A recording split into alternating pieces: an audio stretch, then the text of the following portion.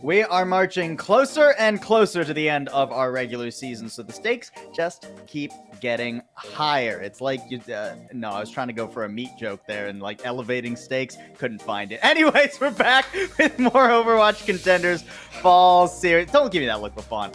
I'm not even looking at our feed, and I can tell how you're looking at me.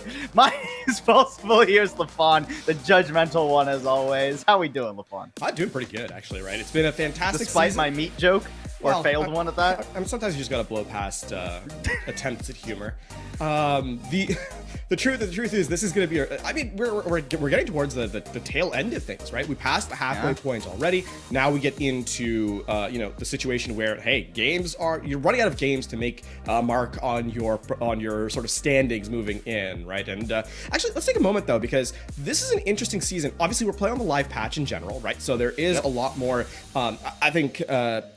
Expectations for what is going to be played. However, I mean, most of the games that we've had have actually run counter to that, sort of unexpectedly.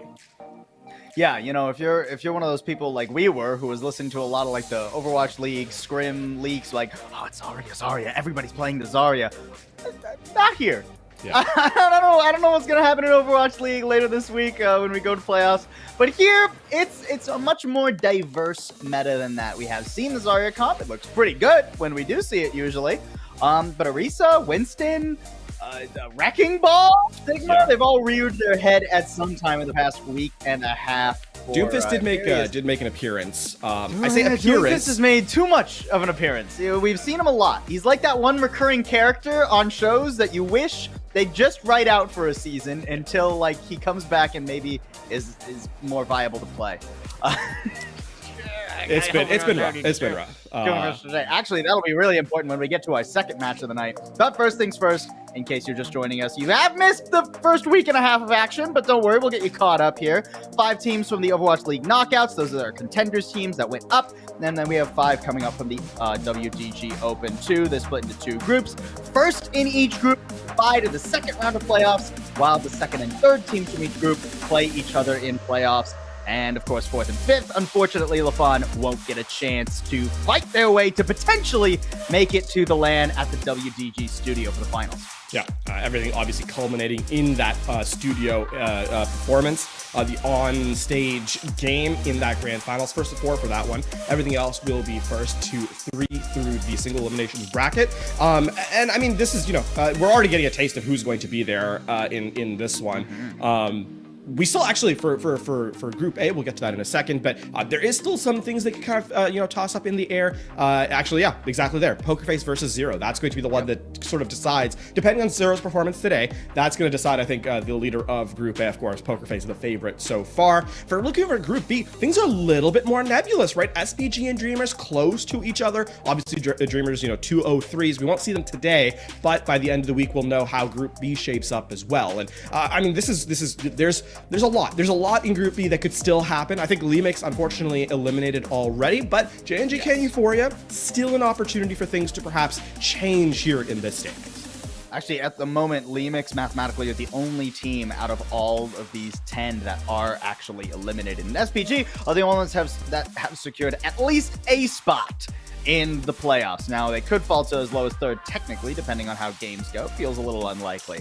Today, we got some banger matchups. We start with Zero versus FM, a rematch from the WDG Opens, a match that can determine if Zero, later this week when they play Pokerface, have a chance to fight for first seed, and also determines if FM even have a chance to make it into the playoffs. Then we go to Euphoria versus JNGK with similarly high stakes. Yes, Euphoria, currently actually a must-win situation, even with a win.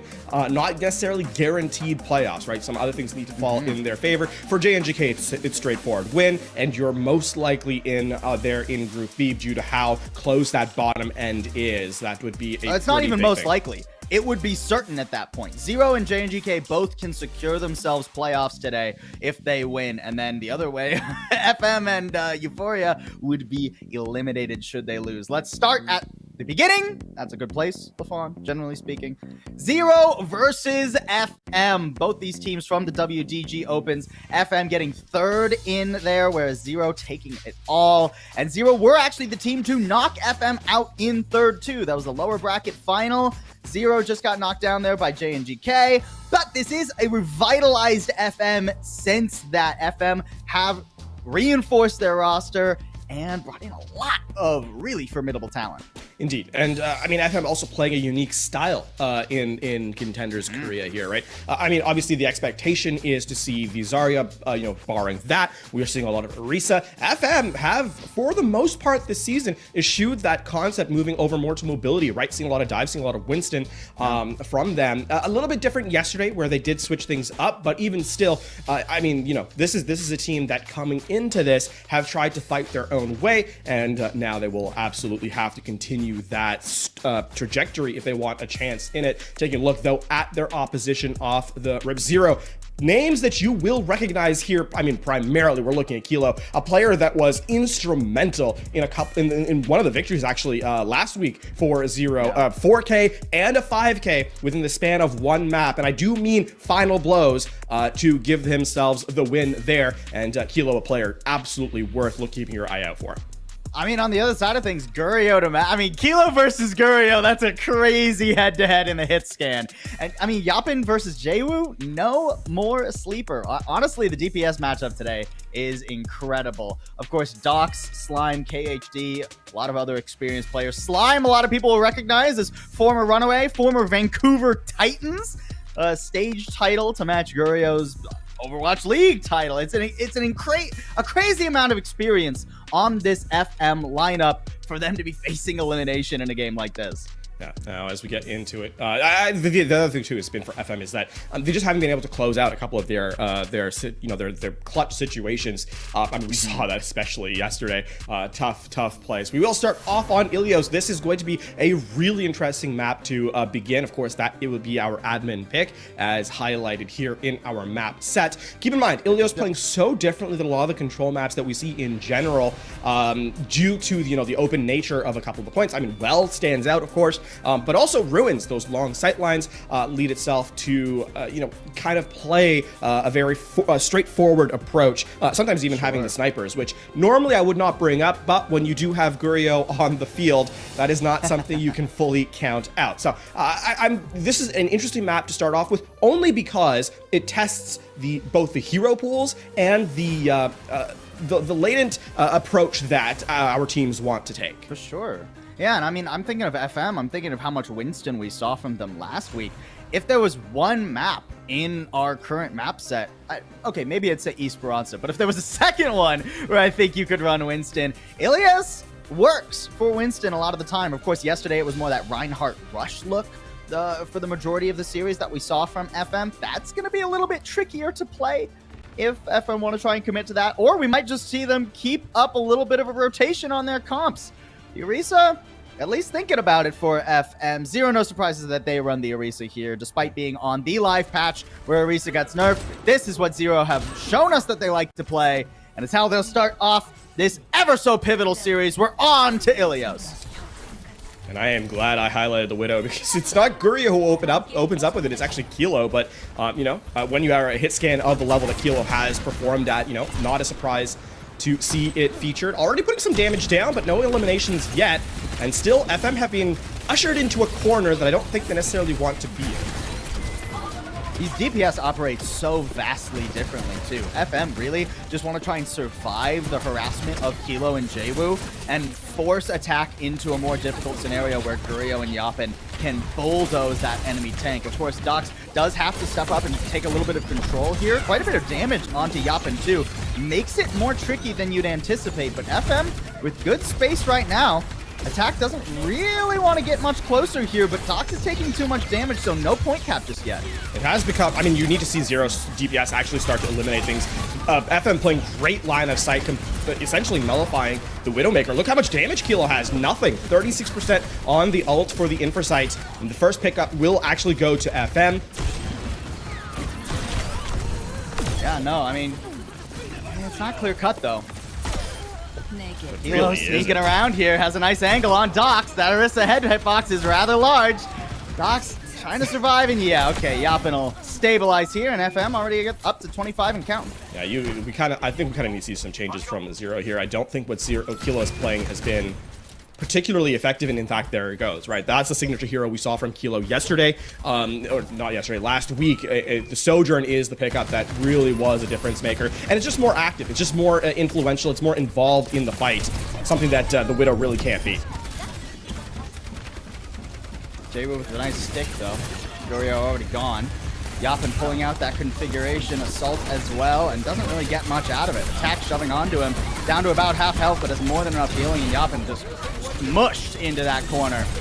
No hopes for him or FM. They'll be kicked out of this one. I mean, first off, it's a good pickup by Jwoo, right? The stick onto Gurio.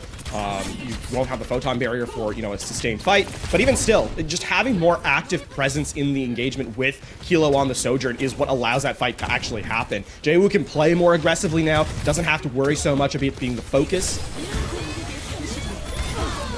Okay, photon barrier here to try and keep Zero away. That Captive Sun, not really the punching power that Zero were hoping for either.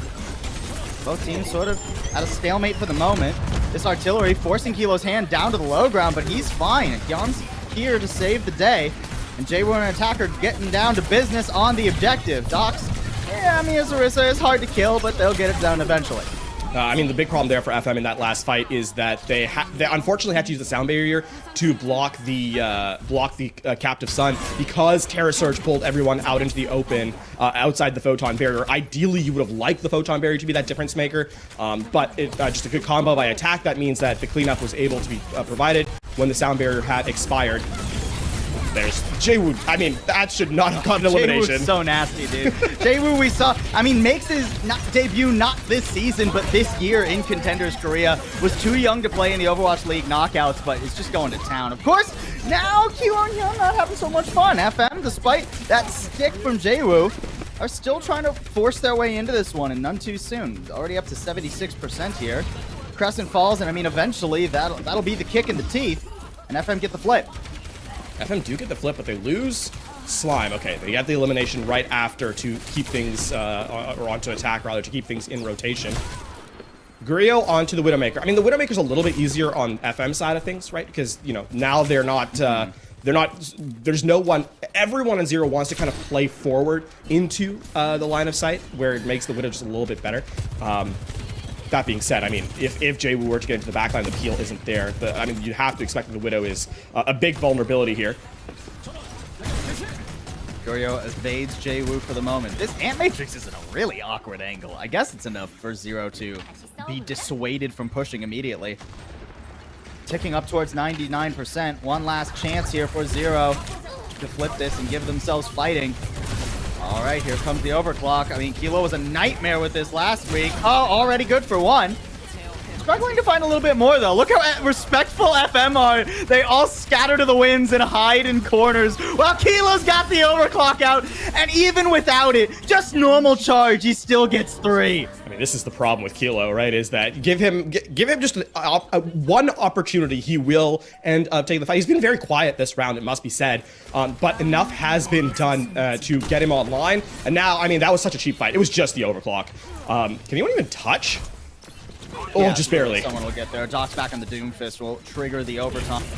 But look at the focus from Zero. They know if they get rid of Docs, there's not much hope for the rest of FM. That Captive Sun forcing Slime away after dropping the beat, and the Immortality Field's gone too. No defensive resources remain now for FM. They gotta go on offense. Goryeo good for 1. Can he find any more? There goes the healing pylon and the lamp the other way. So suddenly Zero on the back foot. A beautiful shot, albeit a large target, but one no less necessary. Guryeo's alone though, as Hyun and JWoo have done what they needed to and kept FM off just long enough. A little shaky from Zero considering their prowess in week number 1, but they'll eke out the victory on round number 1 here. Once they got off that really uncomfortable composition, just one switch really makes it so much easier for Zero to approach the objective. Get a quick highlight. I mean, this is... There's no chance for Goryeo there, right? Tickle his toes and he would have been taken down. There's no chance for any of them. Like, maybe Slime had the best odds, but look how ruthless Kilo is in chasing him down. Man, oh, this it doesn't get easier for FM as we go to Well, because this is where the Echo has been played a lot. And JWoo actually, surprisingly, has added a really strong Echo into the conversation. If anything, you're trying to, you know, burst down the Orisa, which, I mean, that's an easier thing said than done, surely. And all the while, I mean, JWoo and Kilo are going to sync up to try and just eradicate your backline. So you just have to be really quick and taking down the Orisa. And that is sort of your win condition. Yeah. I mean, maybe you can teleport onto Hyun and Crescent, but there is quite a bit of peel there. Oh, and Yapin's already gone. There's surely no chance for FM. They're trying to TP away now rather than forward, rather than getting aggressive. They're just trying to hang on this corner of the objective. Kilo does unfortunately get smacked by the Rhine there. I think that was like technically a bit of anti-synergy with the energy javelin that displaced Docs there, and Kilo didn't see it coming. Either way, Zero's still good to get the first cap. And Doc's in quite a bit of trouble. His shield's dropping, and that focusing beam will quickly wear him away. Slime, how have you done that? How has Slime booped the Orisa of all people into the pit? Perhaps caught napping a little bit. That being said, I don't know that this fight... Okay, well, this is getting a little bit messy from Zero once again. I mean, FM are fine with the mess, though. They're the ones getting percentage. Sure, but for Zero, they need to be a little bit more. For a team that was so well calibrated last week, this has been a strange stray from form. Ooh, nice duplicate there. Daewoo was saving himself from quite a bit of incoming damage, and a nice pin too. Docs hounded by tanks from both sides. Excellent work. Zero, I mean, that's a really cheap fight for them too. They just used the duplicate. Excellent. I mean, JWoo just really, really fancy footwork while the duplicate comes in. If that Fire Strike had hit, right, it would have taken, perhaps a couple of tickles to get rid of the duplicate form. Instead, shield up, dances to the side, and keeps himself alive long enough to get the pin in past the Amp Matrix. Now, looking to this next fight, though, I mean, FM really just had the sound barrier. Yep. Nope. Don't want to deal with it. No Terror Surge for you. We're out of there. TP away. Great play by Gurio. FM evade quite a bit of the danger there, but now they have to find a second teleport to try and get on someone vulnerable. There's that TP, the reposition for the assault mode. And, okay, Gurio's actually somehow killed Attack too at long range? Really? That feels like an oversight from Zero. And they're getting split all over the place now, and FM will take advantage. Now, this is something we were concerned about yesterday from FM, is the fact that they weren't able to, get these efficient teleporter plays. They were getting caught out a lot of the time, and just not quick enough as a team. That seems to have been solved here on this second round, as everyone goes through the teleporter, everyone is looking at the correct target, and I mean, to burst down a Tracer, for example, is so difficult, and yet they've done it 2 times, and on top of that, Attack just has not been able to stay alive, which is sort of the important thing for the Orisa to do in this composition. Photon Barrier means there's no way for Zero to siege for the moment either. Captive Sun comes out. That's a bit bold, but at least it trades for the sound barrier. So now Zero have a chance to punch into the lines of FM as long as they can evade all this damage coming through. JWoo, another duplicate onto the Rhine here. Can he find the same angle for a pin? Trying to, I guess, sacrifice himself for a pin there? Wow, I didn't even see him get slimed. Oh, and the Shatter too! Doc's dropping it just at the wrong moment. The shield, not the protective safe haven FM needed it to be. It's rare we see duplicates with onto the tanks these days because of how inconsistent it can be, and yet JWoo has gone for the Rhine back-to-back and been the fight difference maker once more. I mean, now FM, this is a problem for them as we trend into the last fight. Their win condition really is going to have to be get on someone quick, eliminate them, and sort of snowball from there, because Zero have some pretty big ultimates coming up, and oh no. Oh man, JWoo's already gotten 1, and the Immortality Field is gone, and Docs is done, and Zero are feasting. Not even a chance to see the objective. Now it's a desperate scramble for the point. You have to imagine Slime. Docs now too on the Doomfist, but this Doomfist just doesn't have enough, right? Like, even with Slime getting here to trigger the overtime, he dies, and then you have to imagine there's just no hope. Oh, the sickies all come through. Oh, just barely surviving, but I mean, barely surviving is not winning. No, you need to more than just survive. You need to live. You need to thrive. And FM, all they're gonna do is die. Zero with a 2-0 to start off our series.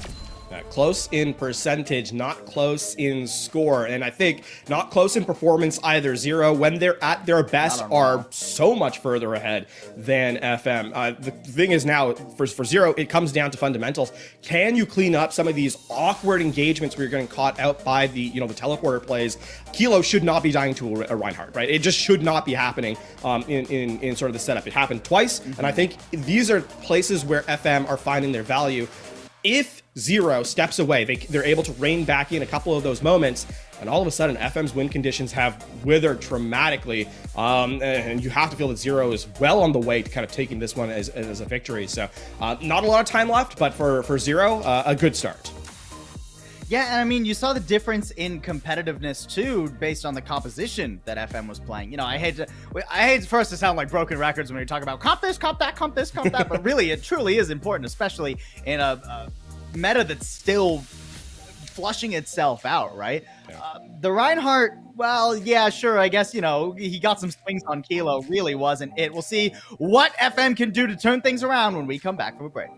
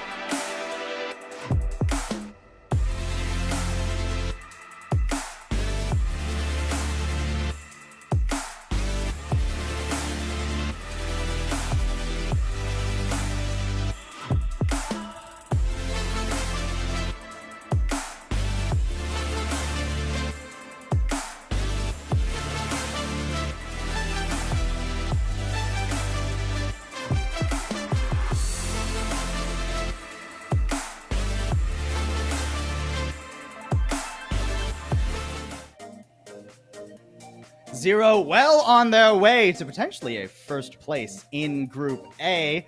They got the first map win. They get a second and a third. Then they're at least on par with Poker Face when they play them later this week. FM, though, gonna fight for that not to happen.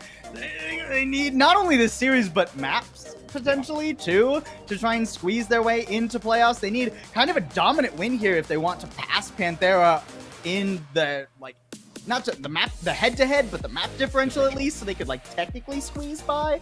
And even then, they'll need a lot of help from Revival too. So FN, every single map matters. And now we go into hybrid. We do. And man, the thing with the hybrid this rotation is that we have three maps. We have Kings Row, we have Blizzard World, and we have Midtown. And incoming Kings Row probably for the Reinhardt. I mean, that's what we saw yesterday. It's what we saw yesterday, and it did not really feel good, right? A lot of this is like, I don't know that there's necessarily a ton of maps that you know really want to find value in. We go to Midtown. I mean, sure, right? Who will be the first team to not be cowards and pick Blizzard World? That's all I want to know. I mean, the likelihood of that happening is very slim.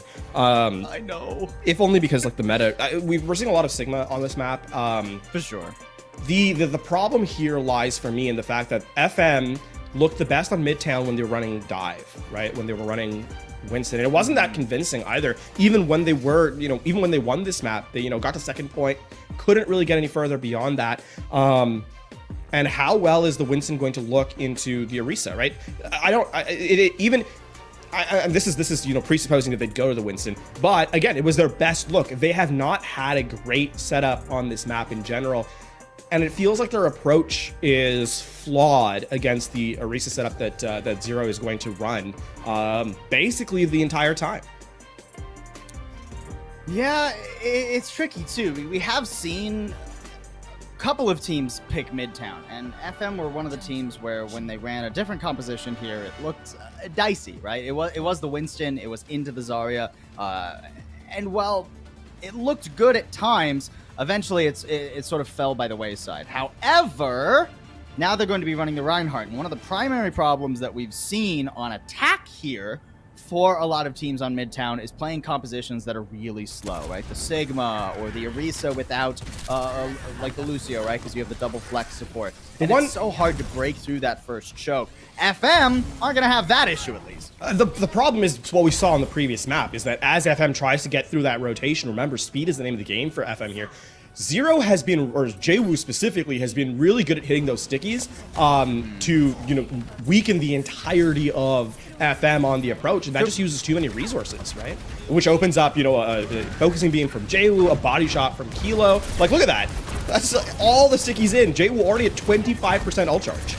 It is pretty early, though. Surprised to see FM. Yeah, okay, there it is. Finally trying to go for the teleport. But they don't commit. Wow, FM, there was a teleport into the fire station there laid down by Gurio. That's the general game plan of a Symmetra comp, right? It's a great staging ground to try and siege the objective. Now they finally go for it on the second pass, lose a little bit of time doing so.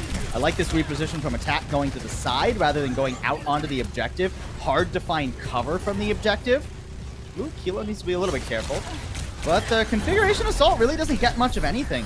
Yapin needs to be finding more damage if FM are going to get out of this room. And meanwhile, Kilo can just charge a ton of railguns into a mass of bodies and wait to get his one pick. He gets it already. And with both DPS down, FM, where do you go from here? This is going to be a slow, late stagger. And they're not even gonna get a kill, right? That's the thing too. Great stuff by Zero. Very good stuff by Zero. And I think that actually the other thing too is how well they baited out. You're always going to give up some point percentage to this composition if they get the teleport hit, right? That's unfortunately just the name of the game. But the question is, how much do you give up? And the truth is, that is just about as much time as it took for Yapin's configuration to, dissipate. Which means that Zero was quick on the draw once that goes down to immediately respond in turn. I don't super love this rotation either. I mean, the Ant Matrix here at least forces the duplicate from JWoo. All right, yeah, there it is. We saw it yesterday. It rears its head again today. Everybody thinks about the configuration assault through the Ant Matrix. No one respects the power of the grenade. Yapin blows up the Zero defense. Well done there by FM. Oh wow, now they're they're really chasing here too. I mean, love this. This is good. Well, okay, they need to get the eliminations, and then it's good. I mean, it would have been good. I like the idea. The execution still leaves a little bit to be desired. But still, that was actually a really cheap fight for FM, right? Off that the grenade combo. And so now they're actually going to be able to play really aggressively. And the big thing is they're playing as a team now. They're all 5 up in a stack, which means that if they need to teleport, they're quick on the draw. That's a tough start, though. It really is. KHD dying so early here. And Zero kind of completely wrapped FM, too. They don't have card control. They're not getting any objective progress. Instead, they're just dying to attack. I mean, the one thing that's kind of an upside there is that it was 2 ults from Zero, so...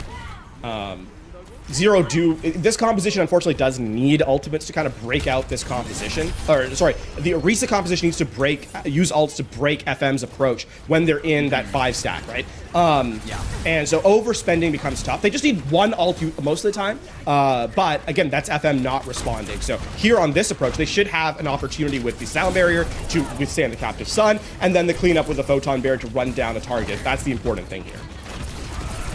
Man, I mean, this is a really nice long rotation. FM, the point is that way. FM, the point is behind you. What do you gain by rotating all the way back into here? Well, you get the captive sun, trading for the sound barrier, and Dox is already so low. Immortality field used too. I mean, Yapin is trying to get something onto Crescent or attack here, but yeah, no dice on this attack for now. I mean, Zero have held the line very effectively. A photon barrier, but Gario! He was alone! Why didn't anybody go with him up to the high ground? Now FM, they just gotta leave. They were so good about taking the teleporter as a 5-stack unit. And then just that happened. Why? And why we're going to the soldier? Oh, no. Bizarre days now for FM. Zero, perfectly fine for FM to rotate in their lunacy. Spend more and more time. At least if you're not going to try and go for these really long rotations, right? Like the soldier pumps out a little bit more damage consistently. If you're not going to try and teleport and do these weird things all around the point. Configuration artillery. No, that's not going to get anything, surely. No. I mean, it just buys time, right? Duplicate. Yeah, buys more time. Under 2 minutes now for FM. There's an Ant Matrix. Can they actually get anything out of it? I mean, their own payload is blocking quite a bit of the damage that would be pumped out here. At least some space is garnered. Nice fire strike. That's what we've been waiting for. FM finally on the front foot. They need to avoid the terror surge. Oh, and the immortality field is not the blessing that FM were hoping for. Oh, okay. Oh, okay. I mean, that's both DPS down. Gurio gets the health back and gets out. There's a quick recontest for FM here. Yeah, Gurio. Okay, the soldier's still not a great pick, but at least in this particular instance, it worked out. It's good in his hands. And actually, FM have decided to change up wholesale. That was why that shatter was sent out somewhat haphazardly. I mean, it is last fight though, right? It needs to be flawless from FM from here.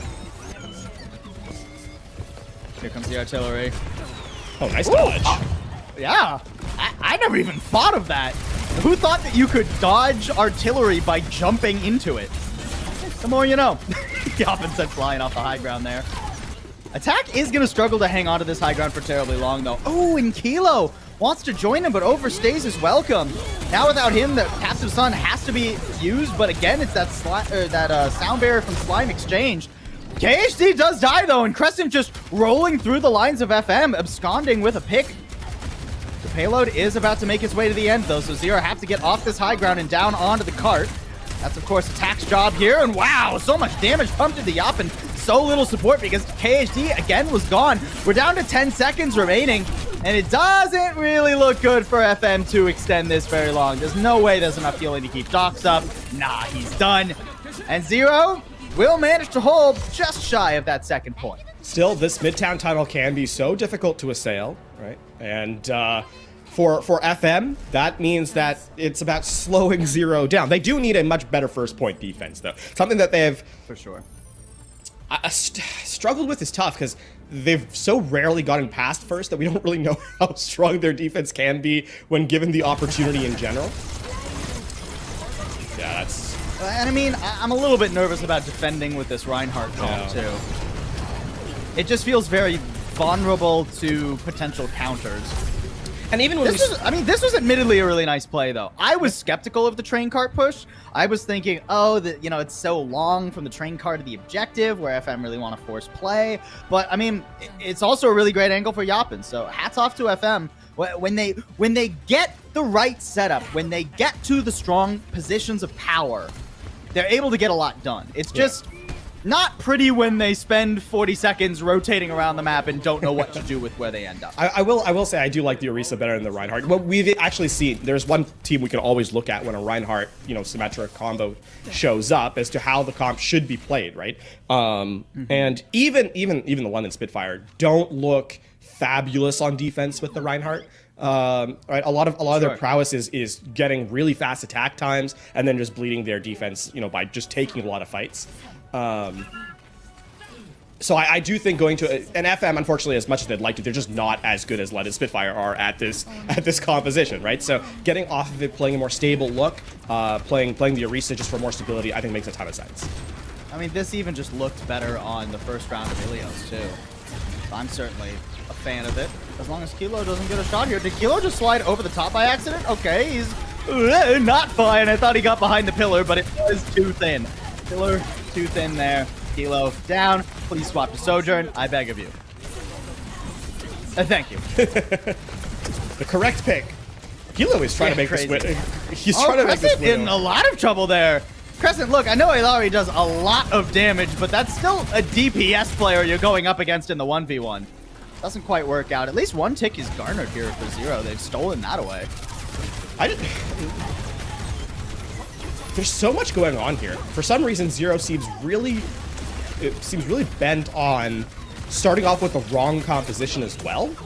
Yeah, it was very scattered for a then moment. switching into something that makes a lot of sense. It felt like an audible from Kilo, right? He's like, oh, I'm feeling my aim right now. Watch this. I can get a shot. Doesn't get a shot. Gets kind of owned. Slime, speaking of getting owned, Energy Javelin tees him back. That was a really nice play by Kilo in attack, honestly. I mean, they're actually just going to full-on invest. All right, they just want to buy enough time to get the second tick, and if anyone peeks around the corner, eliminate them. I mean, the Ant Matrix is up in return here. There is an opportunity to try and play back. Dox needs to get onto the objective. He's body blocked. Beautiful work. Attack gives his life for it, but the point is gained. A sacrifice, not in vain. It's really that's just presence. That's understanding that the game is won via objectives and not via eliminations by Zero. Now looking into the future here, for FM, man, they have to keep themselves alive. They actually have better ults for taking fights, right? I mean, the photon barrier steps to mind right away. They do, however, need to stand as a 5-player unit. Artillery already in. The Captive Sun can be a little bit difficult here. I believe that whiffed, though, so nothing from Crescent. There wasn't the sound barrier to counter this time, so I was nervous, but with Jaybu pulling out the blade and Kilo hitting these rail guns, you don't need a Sun. Captive, loose, free. However it works, it's Zero moving forward. They got 4 minutes to win one more fight. Yeah, FM just are not giving themselves positions to succeed with this photon barrier. They're not bypassing something of an evolution we're seeing from Symmetra is to put it behind the tank and kind of isolate them from their heals. That is just not happening, and FM are not getting value out of a big ult win. Oh, the Terra Surge whiff is so hard. At least Slime and Gurio are getting stuff done. Kilo's pulled out the overclock, but he's been put down. Gurio and him trade, surprisingly enough. So Dox, all he has to do is try and survive on this objective. The respawn's much closer for FM, and they have the high ground control to boot. They will manage to stabilize for the moment, but 3, maybe 4 more fights to survive. Yeah, it's not easy either, because you have to have someone contest the point. Zero, if given the opportunity, will try and sort of sneak it away. That being said, Zero's win condition has been set up. Or rather, their expectation. They're going to switch to the Ana here. Now we know that they're likely to give Jaywu the Nano when the blade comes through, and they want to play for a team wipe early. There's nothing pretty about this. It's all brute force. Whoo! Okay. I mean, Crescent is no longer existing. But Zero will not let that snowball for FM. And actually, even a bit of concern about the objective here. FM have to drop back off the high ground just because of where Dox is snuck to. Attack not getting much out of the Terra Surge, but at least forces a sound barrier. It doesn't really feel worth it when he dies for it. At least in this fight, going forward, that'll be important. I mean, the thing is now is what do you use against Blade, right? The big, you kind of, Blade is now, because of the nano boost, just the win condition for Zero. And the fact that the Terra Surge is able to trade that out does not feel good. I think Attack accomplished what he actually set out to, which is force Slime's hand. And yeah, now it's all about just farming healing damage for Crescent 80%. They should have this very, very quickly. And it feels like the road is getting ever shorter here for FM on map 2. At least they've whittled away a lot of this time bank. Zero, really only 2 more chances. This has to be the one. That Nano Blade needs to be the difference maker. I mean, Nano there, Blade, okay, eventually finds its way, but won't be able to finish off Slime, and he goes chasing for just a lone soldier. 1 pick out of the Nano Blade is not really worth it. No one's even back on the cart either, so FM get a pretty decent chance to defend this here. Terra Surge in Dox's pocket. He can make their life very difficult. Okay, I mean, even just the threat of that Terra Surge pulls out the sound barrier. Slime does fall, and the Terra Surge doesn't get much. Crescent falls eventually, but attackers run into the back line, and Jwoo's putting in the work. Kilo just surviving Dox's onslaught is going to be enough. Perhaps a desperate last contest with Slime spawning. Can he even get there in time? No! Stopped in his tracks by an energy javelin from Attack.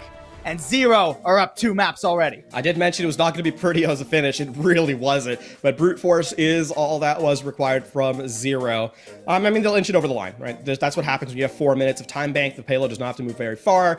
It's a resource trading game at that point, and Zero do their job. I won't say masterfully, but well enough. And that puts them at match point here in FM season. Very much on the line. Yeah, man, and I just can't get my brain to get off of the please play Orisa moment for FM, right? That second point, admittedly, you know, they give up first a bit quickly. Is a great play by Kilo and Attack to open that up.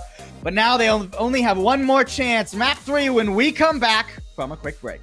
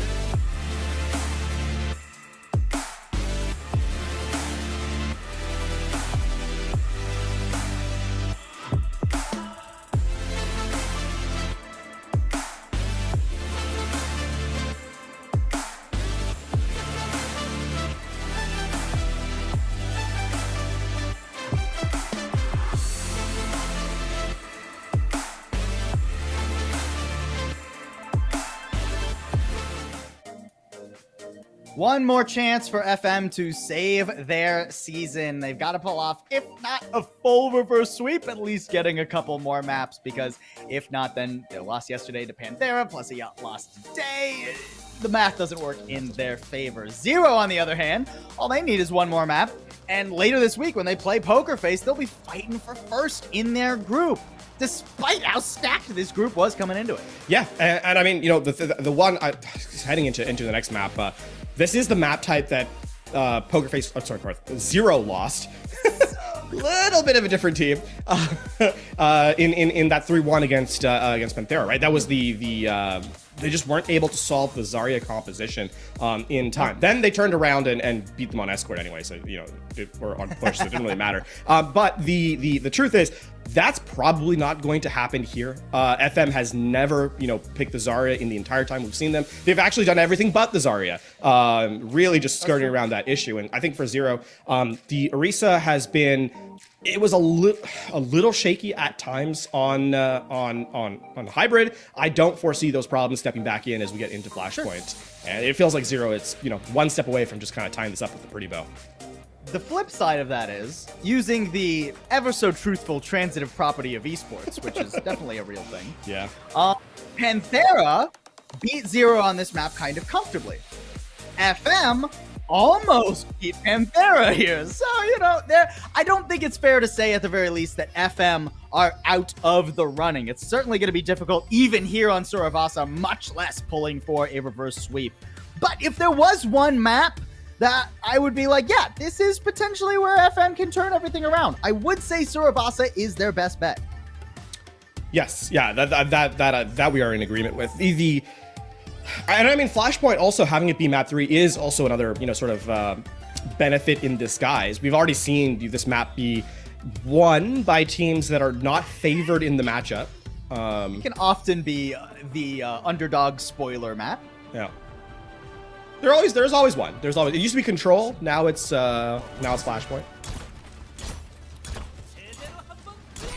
Okay, I'm not believing this Zero comp until it actually exits spawn. FM playing a much we do more have a sub. Reasonable composition. We do have a sub coming in too. Scarlet in for Yop, and Scarlet has been the Genji player for FM when we've seen Scarlet. It's 100% been the Genji playtime.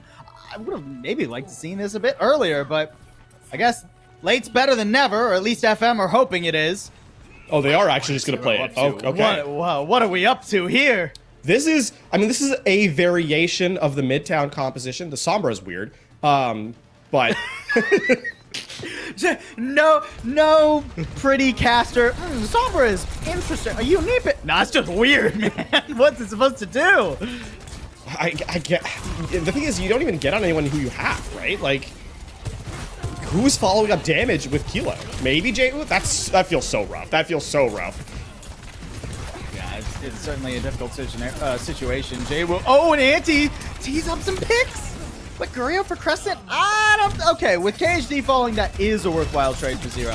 Now all they have to do is keep the pressure on top of Dox and keep Scarlet and Slime zoned as they do. Yeah, Dox, even on Orisa, even on a character that's so difficult to kill, will eventually fall. There it goes. And Zero get their first point. Yeah. J-Wu may have overstepped. Yep, there it is. I still don't understand this Sombra. I mean, it has historically been a pretty good pick for Kilo at the very least. Right. It's not so much that it's a bad pick from Kilo, or rather that Kilo can't play it. More that I just don't know what it does here. It doesn't feel optimally synergistic.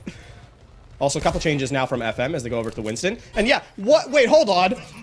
What? Kilo was dancing around with Dox and Scarlet for a good long while. Gurio does get found in return, though. So 4v4 as FM try to siege back onto the point. They'll at least get a brief cap here as Zero are looking to expel them. Scarlet taking a lot of damage, too. KHD in quite a bit of trouble. Suzu just barely bailing him out for a moment, and the moment lasts pretty long.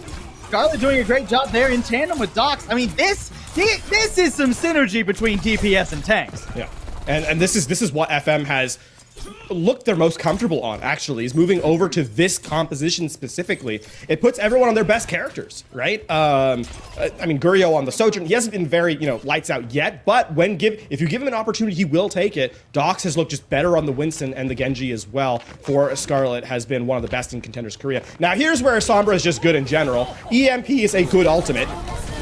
I mean, it cleanses the shields off of the supports. Such a heavy commitment to chase down Slime. I mean, he's so slippery. Gurio falls with a blade out now from Scarlet. Oh, with 2. Oh, FM, they commit perfectly. And because of that percentage given up at the beginning of the last fight, FM, they just have to wrap this up here. It's a bit close, but they will get this first point on Suravasa. And now please get off the Sombra. It does not, the ult is not that good. Thank you. Mirror comps. Yeah, okay. This now comes down to execution, and can Gurio keep up with Kilo in the Sojourn? Now, that's not something you'd expect to hear, a year ago, but in the interim, Kilo has become just a more explosive player, and Gurio has to be able to keep in lockstep. Almost a really nice move there from John. Instead, the Primal is going to be popped, and Dox knows what his target is. He wants to isolate Kilo, get that critical Sojourn out of the fight. He almost dies to him, but with Kilo gone, I mean, even both DPS down for 0, a Kitsune Rush used, it's not done and dusted quite yet. FM losing Slime, things getting a little bit tricky. Crescent, how much damage can you pop out here? Even getting the Suzu to keep attack up, but eventually split from his tank. It's a trade 1-for-1. This is scrappy as can be. Scarlet trying to stabilize, looking for that support that has made their way off to the objective. Crescent, JWoo back on the Reaper. Things getting very chaotic, but 0 get the first percent. Yeah, Dox sees the Reaper and can't actually take that fight any further, even with the supports back him up. Just not enough damage pressure. That being said, JWoo's blade was entirely nullified in that last fight. So that is something to consider. FM investing quite heavily to lose the objective means that 0 will re-enter with an overclock. And FM, their win condition has been blade. They'll have to find one once more. They're not even waiting for the overclock, just snowballing on top of FM here. Here comes a blade out for Scarlet now. Can he find the necessary targets? Yon's not bad. Elo's better. 3 makes the deal. FM managed to hold the line. Scarlet does more with less, more with the Dragon Blade than anyone else in Contenders Korea right now. That has been this season. If there's a blade, there is going to be a kill, and frequently 3 or more. And Scarlet just rescues that fight for FM as they tick over into the lead now on the second objective. And 0 out of sorts, not actually being able to take a clean fight. They're just losing too many members to trades on these approaches. And JWoo playing Mr. Heroes. And now FM taking a page out of 0's book too, using the sound barrier to chase down Kilo. Struggling to catch up with him though, and now that overclock's out, FM, they got no more shields to keep him cover. Kilo does eventually fall. Slime dying, FM are pretty easy to pin down. Scarlet dip and diving around the fight, trying to assassinate members of FM. Somebody's got to touch, somebody's got to touch. FM, they play the gambit. They sacrifice their control, their lives, their ults, but they get the point, and that's what counts. And 0 are out of sorts at this point. That just a fundamental misunderstanding of how to approach engagements on Flashpoint. Last week we could chalk it up to the fact that a composition difference comes in. This week, they're just not putting themselves in a position to succeed. FM kiting away 0 from the point time and again. Really aggressive use of the Kitsune Rush here too. Attack has already gotten another Primal Rage. It feels like he just used it, but he can't get Gurio actually isolated very well. Now Gurio going to be able to pop that overclock. Points unlocked too. This shield is at least helping keep 0 covered. And JWoo getting in the back, not taken down there. Scarlet with a nice pick though. Kilo falling. FM, once again, I mean, they get first cap. 0 sort of just dancing around the objective. They don't really have anywhere to go. Now they'll use a sound barrier for just 3 to try and turn this fight. Gurio falls and 0 have to make up this deficit now, but with attack gone, even if they won this, there's just no way they hold on to the objective. Yeah, this has been 0 throwing very bad ultimates very good ultimates after very bad fights. They have not gotten a sound barrier onto the entire team this map, I do not think, and FM are more than willing to allow Zero to beat themselves, right? This is, I mean, FM is playing very, very well, make no mistake about it. But Zero is allowing them to get into things that really they shouldn't. And on top of that now, I mean, we are going to be heading into final fight. Flashpoint ticks over so quickly. Zero have no tools to work with. Oh! Scarlet not giving him any chance, dropping from the high heavens for already two. Doesn't even matter that the rest of the blade whiffs because you know his fan of blades rings true. FM, Flashpoint mode. That's what we're calling their name now. My, oh my, what a dominant showing to keep themselves alive in this series, to keep their playoff hopes alive. Yeah, desperate touch here, but it's not gonna last very long. Hyun and Kilo sent packing, and FM guarantee an extension to this series once they get rid of all the health on Attack. Come on, Attack, you're delaying the inevitable. You know we got more maps of Overwatch to play. And that is a statement win here on Flashpoint, not just for FM, but for Zero as well, as they come in. And man, it has not looked good for them. Flashpoint simply has not looked good, and a lot of credit to FM for pulling in the right character selections time and again, just to keep them on their toes. They roll out with a composition that they actually want to play. They realize that the Orisa isn't working. They quickly switch. There's no, faffing about with trying to make this work, that work. Go back to your comfort picks, and the same cannot be said for Zero, who cycle through a Genji, Reaper, Tracer, Sombra, Sojourn. It's just too much. Sigma. Too much all over the place. Sigma on Flashpoint. What a bizarre choice. Never have we seen Sigma show up on any fast objective type mode, right? You think of like push or control. It just doesn't happen. Zero have to collect themselves for push when we come back from this break.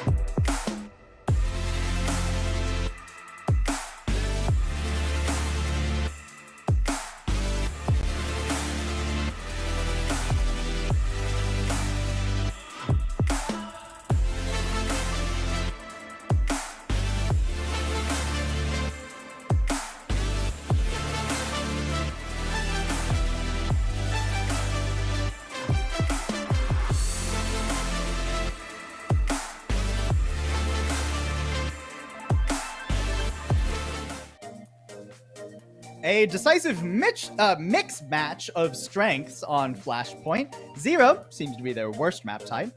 FM seems to be their best map type. Yeah. As such, we get a little bit more Overwatch in this series. Now we're going to head to Push, where FM are going to try to push this series to a map 5.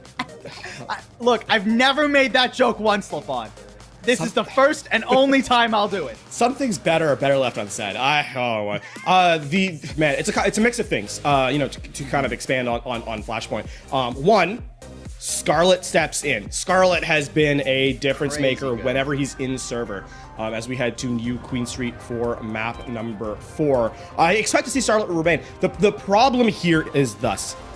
If you force a Scarlet off Genji, you won't, because he will not switch. He only plays Genji. And if you can keep him in his comfort zone of the Genji pick, he will carry. He not only does he carry because he doesn't get a lot of resources and still is able to find so much value. We saw a 3-kill Dragon Blade on Suravasa when he got a speed boost, and that was really as a matter of fact because the rest of the team needed the speed boost more than him himself. So I think here is the problem for FM. Is they kind of live and die by Scarlet, and if you can make the Genji not find a ton of success, then FM will fall apart in map number 4, which we have seen from them in the past when running this specific team composition that they've got. Mm-hmm. And the question as we go forward in the series is, will Zero even allow maps where FM can play that comfort Winston? I mean, New Queen Street, you can the argument that it'll work. In this meta, it's a little bit tricky because, yeah, you get things like the Orisa coming in, and Zero can play sort of a difficult-to-dive setup, but it's not unplayable here at the very least. So FM, they're going to go back to what has historically worked for them, what got them a win last week over Revival, and what got them a win on Flashpoint. On to New Queen Street we go. The home of Overwatch for this week, actually, pretty much, as the Overwatch League will be in Toronto before too long. Kilo starting off yet again on the not Sojourn. We'll see how well he's able to make the Soldier work. I will say in this particular instance, it does actually make sense. It's a lot harder for Scarlet to dive a Soldier than a Sojourn with the healing station. Yeah, will very much assist Kilo, whereas before the slide wasn't quite enough to keep a Genji away from him. Although I say that, even with the Biotic Field and the healing pylon there, Kilo's still having a little bit of a tough time. Attack left on an island, trying to keep 3/5 of FM at bay, but that 3/5 of FM will eventually batter his head in.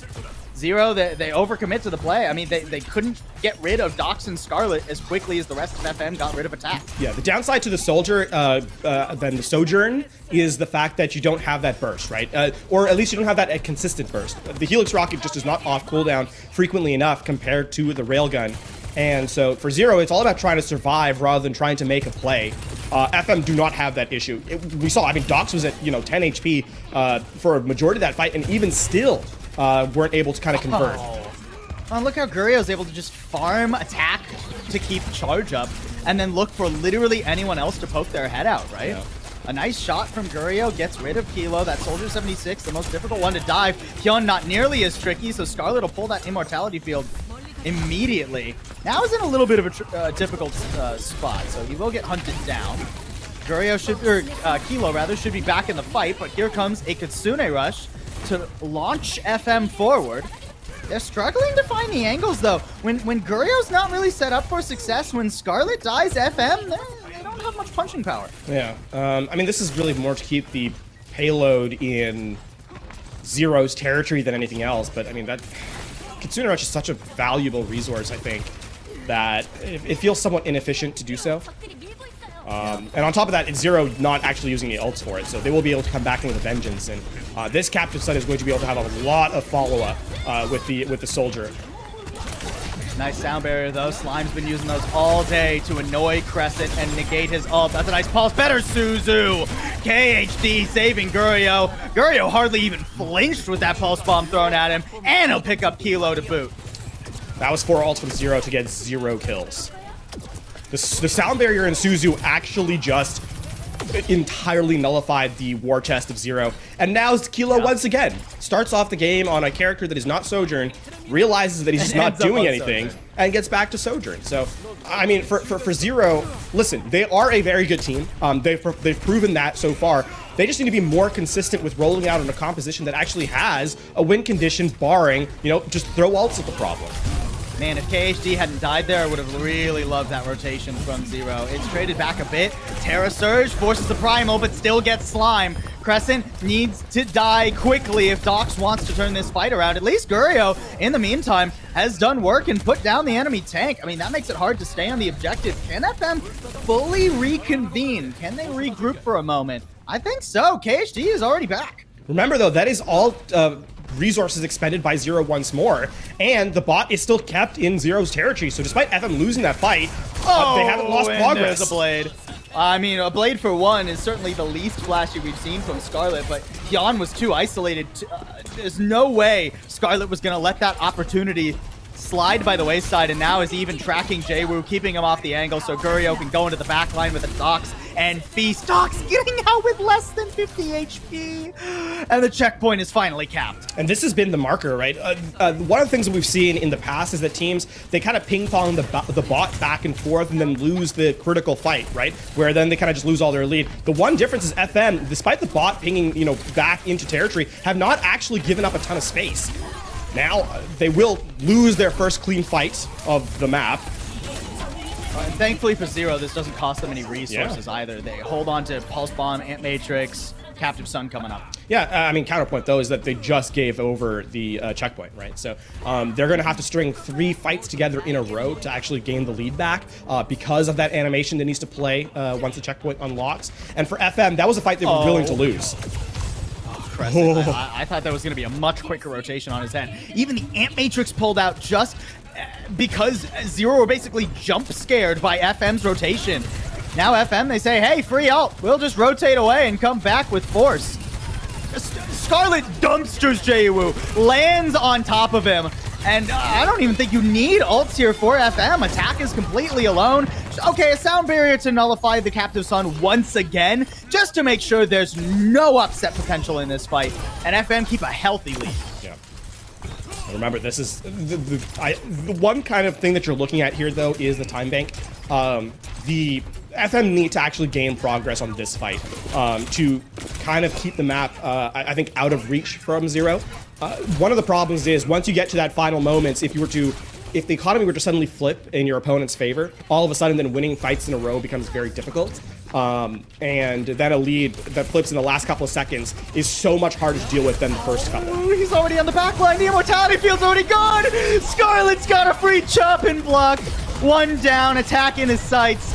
Okay, doesn't end up in the kill feed as much as he would have liked for his highlight reel, but it's still so much work being done by that blade. The bot being stolen away in a desperate attempt here by Crescent and Jwoo, but they won't get much out of this other than some stall, really.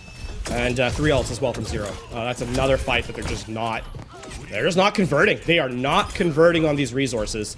And FM has been, you know, a big difference. It really feels like a different team entirely from the first map. Just uncomfortable, unsure of themselves on the Reinhardt, on the Orisa. When they're in their comfort, when they're in their zone, they look much cleaner. And Zero just has not been a team to be able to push them off once they get to this Winston. And Jwoo's been getting dumpstered by Skarlet and Gurio. Jwoo, a player who we noticed for his Tracer first when he debuted in Contenders Korea, hasn't been given any opportunities to do anything. Hyun, again, no chance for him either. Gurio picks him out of the air, Skeet shooting the bat that was desperately trying to land on the lip and get out of the line of sight. All steam, or full steam ahead, that's the word, that's the phrase we'll find. Full steam ahead for FM. I mean, this lead feels almost indomitable with 3 minutes left. I mean, and speaking of silent, Kilo has done nothing on this map. Now it's over onto the Ash. And this is, yeah, I don't know. The Ash does not solve the problems that they're having. Ooh, Jwoo could. That was a nice clip he emptied into Skarlet's head. That gives him a chance. A solid stick, too. When Jwoo comes alive, that's how Zero have a chance. Yeah. Still, that is so much progress to have to give to kind of tick over.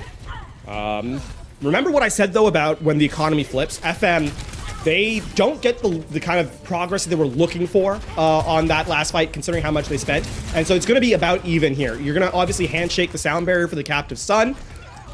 Now, I mean, not even now, though. Okay, well, Crescent falls. Sound barrier, not even used for that captive Sun. FM kept it in their pocket just a little longer, and that means it's just a little stronger. Zero, they have no way forward. Attack, he's defending, but he's dying all the same. It's not a half bad dynamite, but it won't get any picks. Hyun, again, trying to sneak some payload percentage here. Jaewoo keeping him covered best he can. Scarlet low, but KHD gets there in time. And now the Kitsune Rush used to fully evict Zero. Will it actually work though? Hold on, Zero. Pull the reverse card, and now can get the checkpoint. And this is where Disaster may end up striking for FM. It's 1.5 minutes left, right? So this is the team in control of the bot is likely going to be the one that ends this game on top. For FM though, again, Scarlet is going to be the difference maker. Blade in hand. Zero, the only thing they have at their beck and call is the pulse bomb. Don't count out Jaewoo, but already the Blade cuts down his DPS duo and wears away at attack. Scarlet kind of splits the difference though between two targets and can't really clean up anything quickly. Hyun finds Dox, finally turning the tables on that dive that goes so far into enemy lines.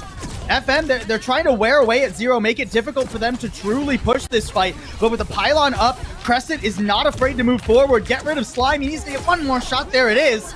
And Zero, it's going to be dicey, but they got another chance. 30 seconds left. They do have a chance. But it's still not a big one, right? It's still not a big one. Overclock and the Primal Rage means that even the target that you kind of have to focus down is going to be so difficult to approach. I mean, now it comes down to execution. I mean, Jaewoo can be a hero again. A Pulse Bomb could be a difference. But a slim one here. Don't use it on Dox. Forces out the Primal. Dox thought it was coming his way. Already won, though, and the Overclock wasn't even necessary for that. Now doubling back. Crescent, why are you up there, buddy? Look, again, I know you're Ilios, but you can't 1v1 Gurio, especially when he's got the Overclock in hand.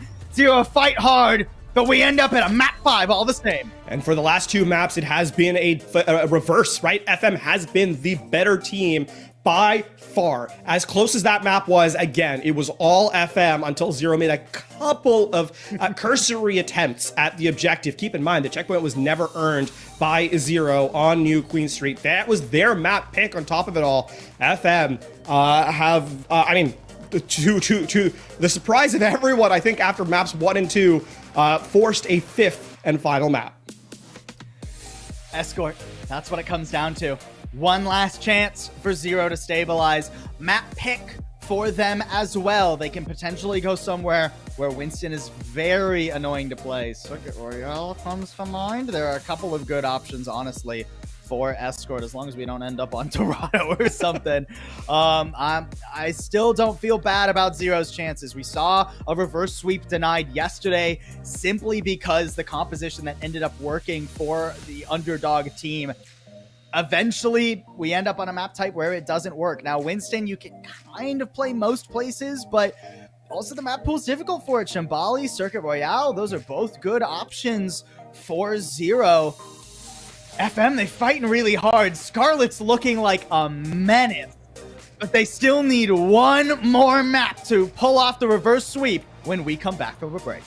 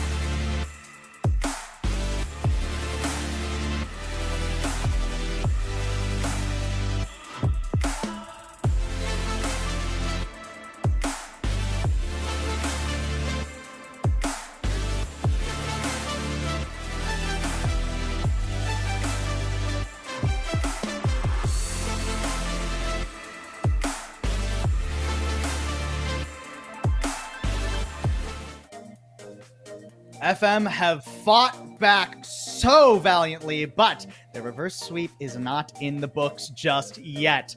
We go to a map 5-0. They got one more chance to shut this down. Yesterday, we almost had the reverse sweep. Lemix almost pulled it off, and then we saw how difficult it can be when Escort is that 5th and final map. Such intense compositional force on Escort. And the problem with being down 0-2 is that you lose map pick on 5, right? That's just how it works if you're gonna get the reverse sweep, which means if you're a non-flexible team, you just go to a map that doesn't favor you at all, right? That's how it's going to happen.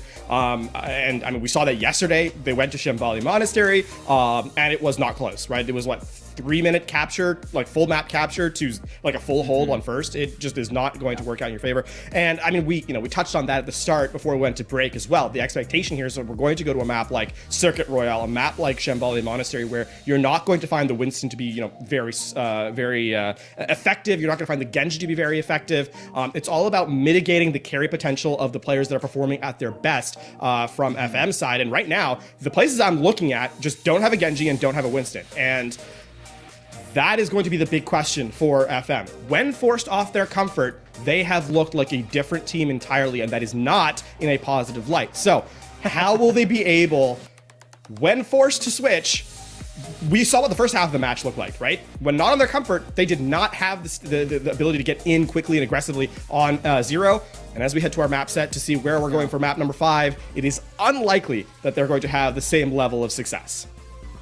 Very sensible pick here in innumerable facets for 0. Not only does this map not really play into Winston at all, it's difficult for Genji, which was great for Scarlet. It's really good for, the Sigma that Attack loves to play. Attack made his name in Contenders Korea originally as being the Sigma sub-in for Circuit Royale for some excellent teams. So a very solid pick. My only concern for 0 is what are their DPS going to be playing? Because, well we've said, FM look best on comfort a lot of the time and don't look that great off of it. The same can be said for Kilo and for JWoo. Both those players, when given opportunities to succeed, have taken over the game, have taken over multiple different games. But we've had some oddities in the hero pool the last couple of maps, especially for Kilo. I mean, Kilo has rolled out on the Widow multiple times. I will laugh so hard if he started on Sojourn. That would have been just like a subversion of script. That would have been word. FM do make a couple subs. Picking up that one. Yeah, there's a couple of subs here. Adela steps in for FM. Yoppen steps back in for Scarlet as well. And both of these make sense, right? Scarlet, to this point, we have not seen him flex away from Genji in an official match at all. This goes back on the all other the hand, way. Very comfortable flexing to whatever FM need. Is going to start off on the Hanzo, and later on, if the Hanzo turns out to not work super well, can more than easily step into a variety of different roles. Dox, too. I mean, we haven't even seen him play an off-tank, really, much less the Sigma.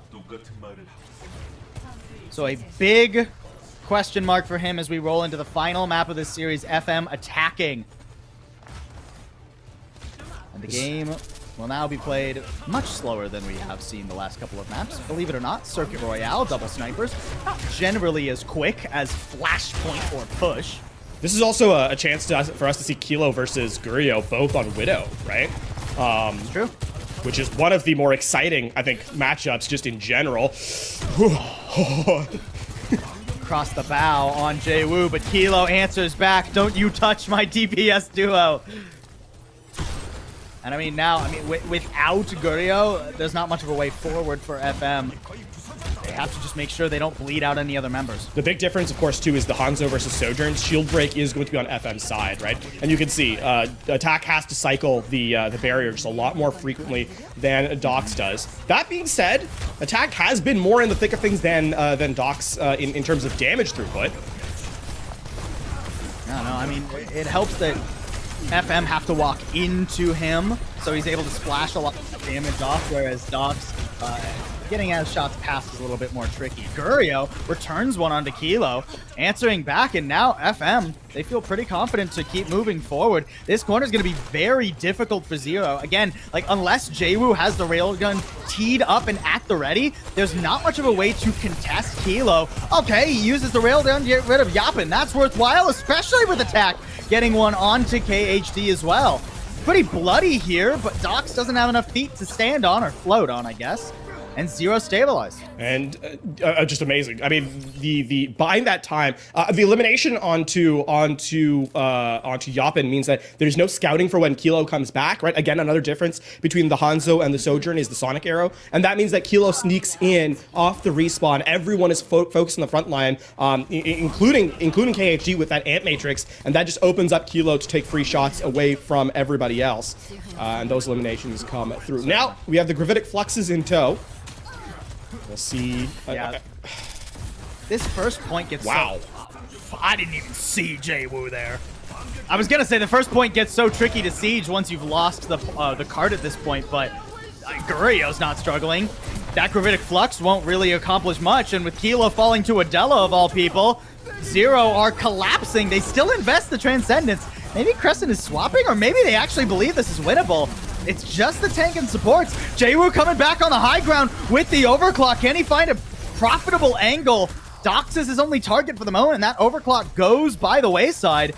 He's trying to sneak up here on Gurio. Does Gurio see it coming? Yes, I believe so. But he grapples right out into Kilo, and now Jwoo's got a nice angle. Oh, FM, I thought they had it.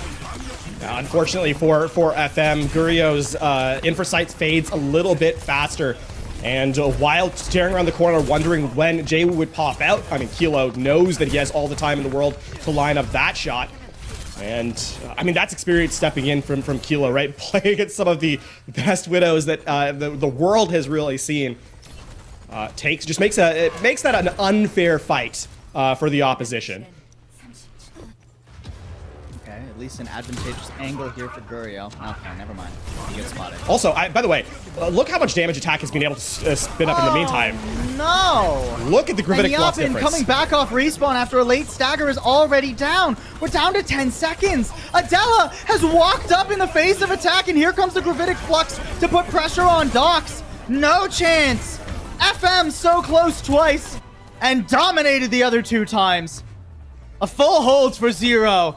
And an excellent prospect to deny the reverse sweep. Something that will be very funny is that coming into this, FM take the new game modes away from Zero, and yet have been shut out, realistically, on the old returning modes. I mean, that's not very far, right? A well-timed pickup at the start is going to force this into last fight territory, and the payload did end up further than that. It was pretty close to the very end, but you're still looking at a damn near flawless hold from FM if they want to secure this. Yeah, the victory box should be moving up quite a bit here. Yeah, just shy of the checkpoint. Just shy. Oh, and no, I do not like this from FM.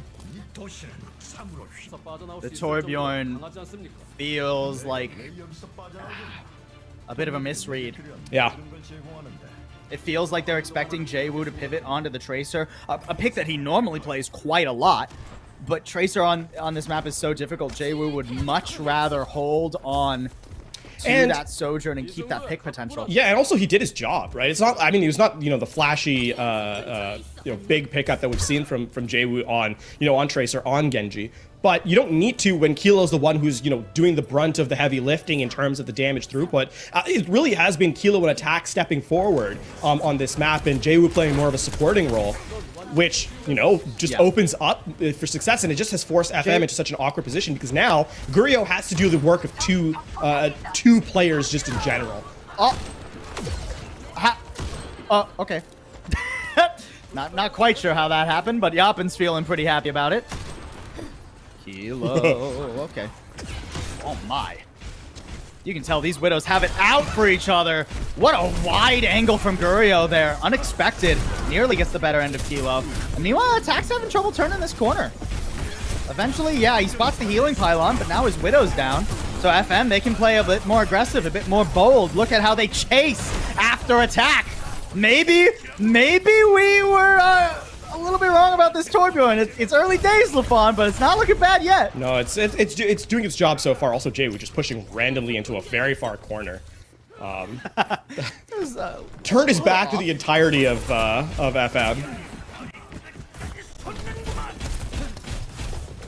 I mean, Yapin does pump out a lot of close range damage. Yeah. The problem is if he ever has to disengage really far, right? This is a tiny room to be caught in. Has gotten isolated. KHD has been found by Kilo. This is not necessarily the ideal angle for FM. The good news is because they're holding this far forward, they will get another fight pretty comfortably. Yeah. Bad news is they are going to get wiped here. And Zero coming up on ults. Yeah. This is going to be the Molten Core does give you the benefit that where you can decide where Zero are standing, right, and put them in just in negative positions once this fight really starts, which is going to allow Gurio to look in certain places for these easy shots. That being said, I mean, this is a must-win fight, right? They are already knocking on the door.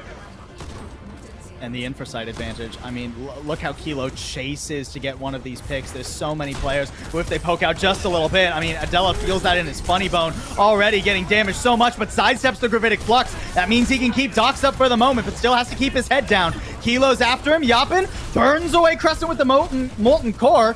That helps Dox breathe a little easier. No more Discord to worry about, but KHD, why are you stepping that far forward against Kilo? No supports now for FM. They've got to try and find something. Yapin running into the backline desperately.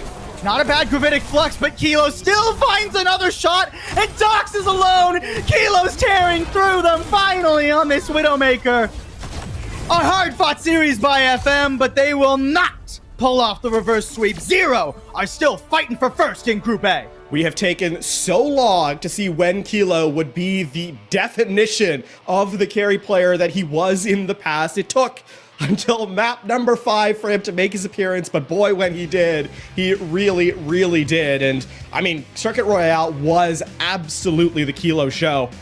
And as a result, Zero, listen, a close series, but the maps that Zero won were absolutely not.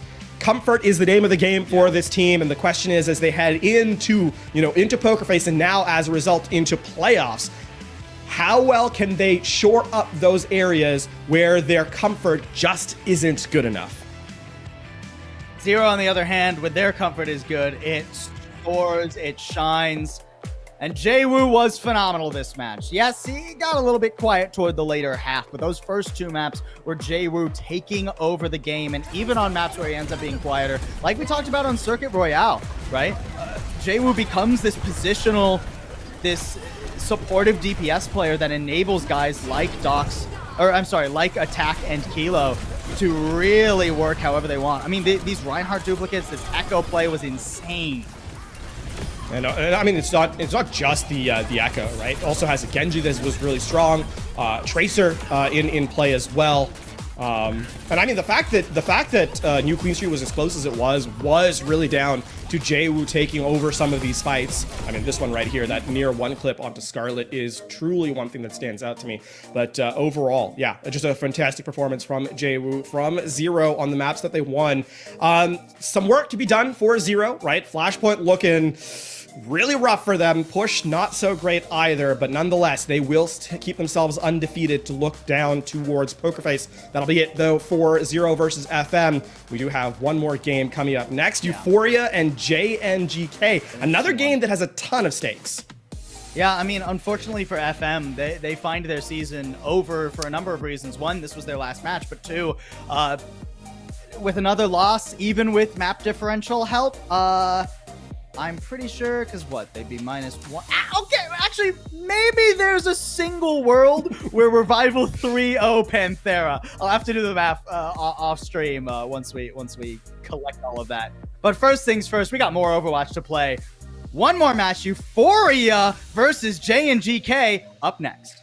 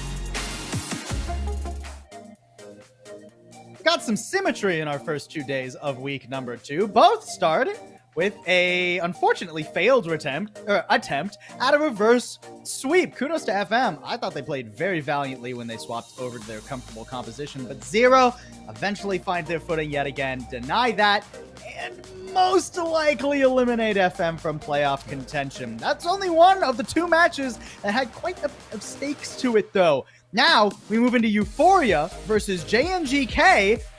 And the stakes are similarly high. I mean, JNGK could lock their playoffs here and now, and Euphoria could lock being out of playoffs here and now if they don't pick up a win. Yeah, this is a must-win situation for Euphoria to keep them, just in the hunt, right? And not a foregone conclusion either that if a victory puts them into conversation. As we get into Euphoria versus JNGK, and I think the interesting thing here from Euphoria is what a strange team this is. The reverse sweep that they almost had, or that 5 mapper they almost had, it wasn't a reverse sweep because it was 1-1-1-1, was a big kind of an issue in that they ran a lot of Sunjin Doofus, which didn't look so great. But as we look at, of course, the match preview stepping in, yeah, JNGK for them, the other thing here is that they don't want to have to, worry about dealing with Dreamers on their way into playoffs, right? Yeah. That's going to be a very difficult one too. So getting a chance here would be, or getting a win here would be ideal for them. Yeah, their situation is favorable for a number of reasons. Not only can they lock by just winning, but even if they lose, there are some worlds where they could even get some help potentially and still squeeze into playoffs. Euphoria, you called them odd, LaFawn. What am I looking at? Well, you're looking at. What am I? Why? Okay, first off, why is Heesung's selected hero Genji when he's a tank player, like a primarily tank player? Yeah. Secondly, why has Sunjin now swapped over to support? He's a DPS player. He won Contenders NA last season on Wisp playing DPS. He started on tank, trying to play the Doomfist. It didn't work at all, and now he's in support. Well, the other thing What's going on? The other thing too is he role swapped to DPS in those maps with Euphoria, and won the maps where he was playing DPS. Truly bizarre. Truly bizarre. Thankfully, JNGK brings some stability. RK Spint, Pressure off, and Tamper. I've really been liking how Pressure and Spint, honestly, Spint has looked pretty insane this season on Genji and such. Off, of course, a phenomenal Ana. We don't see Ana a ton in this matter, but it's not out of the realm of possibility. Man, I just can't get over those rolls for Euphoria. I'm gonna go to bed tonight, and they're gonna be in either my dreams or my nightmares. No, it's gonna be nightmares no matter what, because the other nightmare is that they succeed with that role swapping. Oh man. Not exactly a positive Polly, are you there? I guess that's my job. I'm not doing great at it right now. We'll see how things go when we get to Busan. Again, first map control is always the pre-selected map. Yeah, and then from there on, it's loser's pick. The step on Busan makes Sunjin on support a little bit more sense. I would expect Iliari as kind of the setup. It's not. I mean, we've seen already in multiple seasons now of Overwatch where the new support comes out. It's a really strong flex option. DPS players start off on her, then on the support, and then rolls over where the flex supports kind of come back up to scratch. Right? It was with Kiriko. We saw some DPS players make that switch, and now Iliari as well. Which even more so, I think, than Kiriko makes sense for a DPS player to play, because of how hit scan oriented she is. There aren't aside from Ana, sometimes there aren't any other hit scan support players or support characters. That being said, we don't see Iliari on control super often. It's not unplayable, but normally you want to have a Lucio in the mix with, something that pumps out a ton of healing, like a Baptiste or an Ana, it'd be very funny if Sunjin. It'd be very funny if Sunjin plays. And he's on the back. All right. Okay. Well. All right. I'm gonna stop trying to ascribe logic to it. Truly. This team, by the way, who've swapped their DPS to support, have 3 support players that aren't Sunjin. Anyways. We're going to start off with Reinhardt here. That's something we've seen Heesung use quite a bit. A couple teams have tried to sneak that in. We just saw it from Docs. Didn't work quite well for them. We'll see how Euphoria pull it off as we go on to our first map of the night in this second series. Interesting that we're seeing the, I mean, just for JNGK, this is not a surprise, right? This is what they like to run a lot of the time. That's a lot of damage being rolled in onto Pressure. He is handling it, though. Minute, not so much. Already immortality field used. Euphoria have to be careful how they handle this engagement now. You can see they want to disengage. Spin trying to not give them much of an option to. Really just hounding them. Euphoria fully on the back foot with a Reinhardt comp. That's not what you want at all. And RK eventually, yeah, the pressure overwhelms. Right. And I mean, this is the problem with the Reinhardt that we've seen, this kind of mirror matchup, is that you can't do two things, right? You can't do two things at the same time. Pressure is holding space as well as dealing damage, while Heesung is doing one or the other. On top of that, because Minute, can't really get in, despite the beam going through the javelin spin, it's not enough to go against the armor, right? And so it just opens up more value for Spit to kind of get in over the top. Ant Matrix from each side here. Neither one finding much purchase on the enemy team. Here comes an artillery strike from RK. Now that's a grouped up team. He could get a lot of damage, quite a bit of splash at the very least. Euphoria forced to use their immortality field yet again. Sunjin survives though, and Pressure can't quite withstand it this time around. JNGK are eventually folding. They get a 45 and some change percentage, but Euphoria get the flip. Photon Barrier is so strong. It is so strong. The difference really was the fact that RK couldn't do anything through the barrier. I mean, Spit, too, kept in the periphery, while the rest of Euphoria does not have that issue. That's why we're seeing so much success with the Symmetra in a couple of these fights. JNGK have to be careful now. This entry is very difficult for them. Spin to open up with a blade here could at least force the sound barrier, but then you need a way to keep that momentum.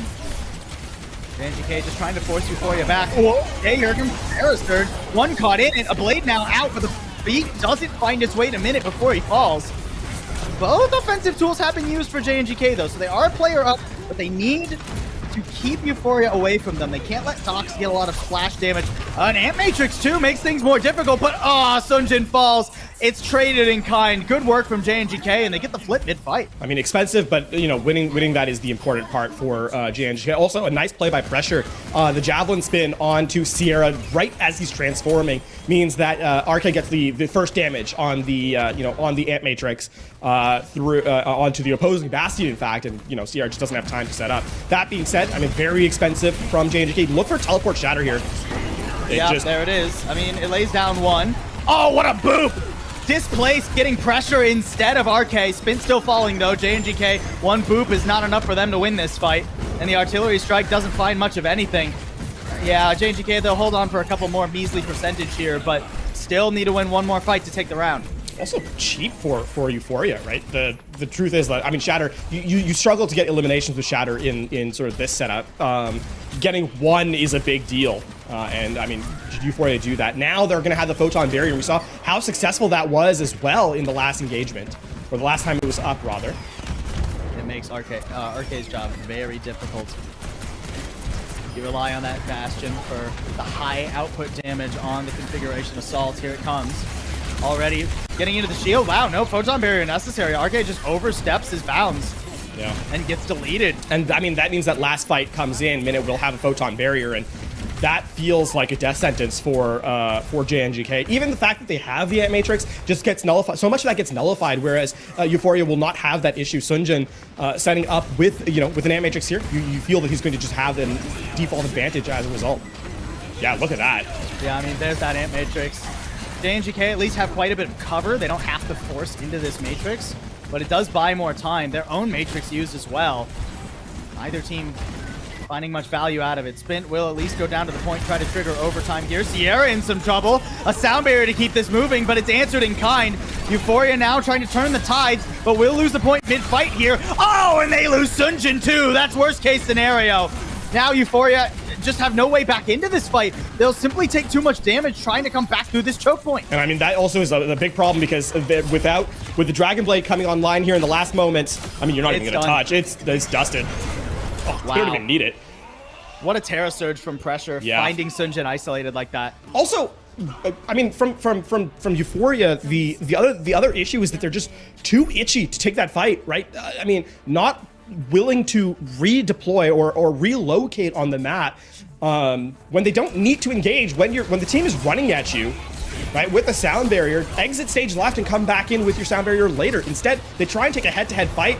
And just don't end up getting any eliminations. They're always in a disadvantaged position, and JNGK punished them for it. Solid start for JNGK on their road to keep their playoffs, or well, to lock in their playoffs. And no adjustments here from Euphoria either. The good news is with the TP, I mean, they'll absolutely get the advantageous position here on the objective. Also, I think that this composition is going to be a little tricky. This composition is also better against Sigma because you don't have to. You can run at pressure here with the Reinhardt, right? Once that assault. It's one of the rush comps that works against Sigma because you don't have that accretion to worry about. As long as he sometimes is shield right. And on top of that, once the configuration assault it elapses, I mean, that's really early from RK, and Heesung just gets behind cover. TP may be a bit early too from Euphoria, but it's not the most important resource they have, and with Spin falling, they're still looking pretty fine here. Pressure onto the objective, RK really low already with the immortality field gone. It feels like a matter of time before JNGK lose their hold on this fight. Pressure, I'm kind of hoping for a swap, honestly. I know he's already 70% of the way to the Gravitic Flux, so he might hold on to this, but re-entering with this comp feels like a nightmare. I mean, and really, who are you going to capture in the Gravitic Flux, right? That's the other thing too. Just because you have an ultimate doesn't mean it's a good ultimate. And I listen, you're sort of sunk cost fallacy, I suppose, but this flux is there's a reason it's massive. a fallacy. Yeah. Right? I mean, Spin's on an angle here. Already the Ant Matrix used. That's not bad for JNGK. They'll lose a bit of time to that. They can't lose Spin. Spin, you can't take this fight right now. You've got to get out. There's a health pack there. You need to grab it and survive. Good work. Excellent work. Now, with the Ant Matrix to re-engage, Euphoria really don't have an option to step up, and Minute gets caught out. Didn't expect that angle on the assault. Mint does eventually die, but I'd say it's all fine. It comes out in the wash for JNGK as long as they survive this artillery. Oh, no. Oh, no. Oh, no.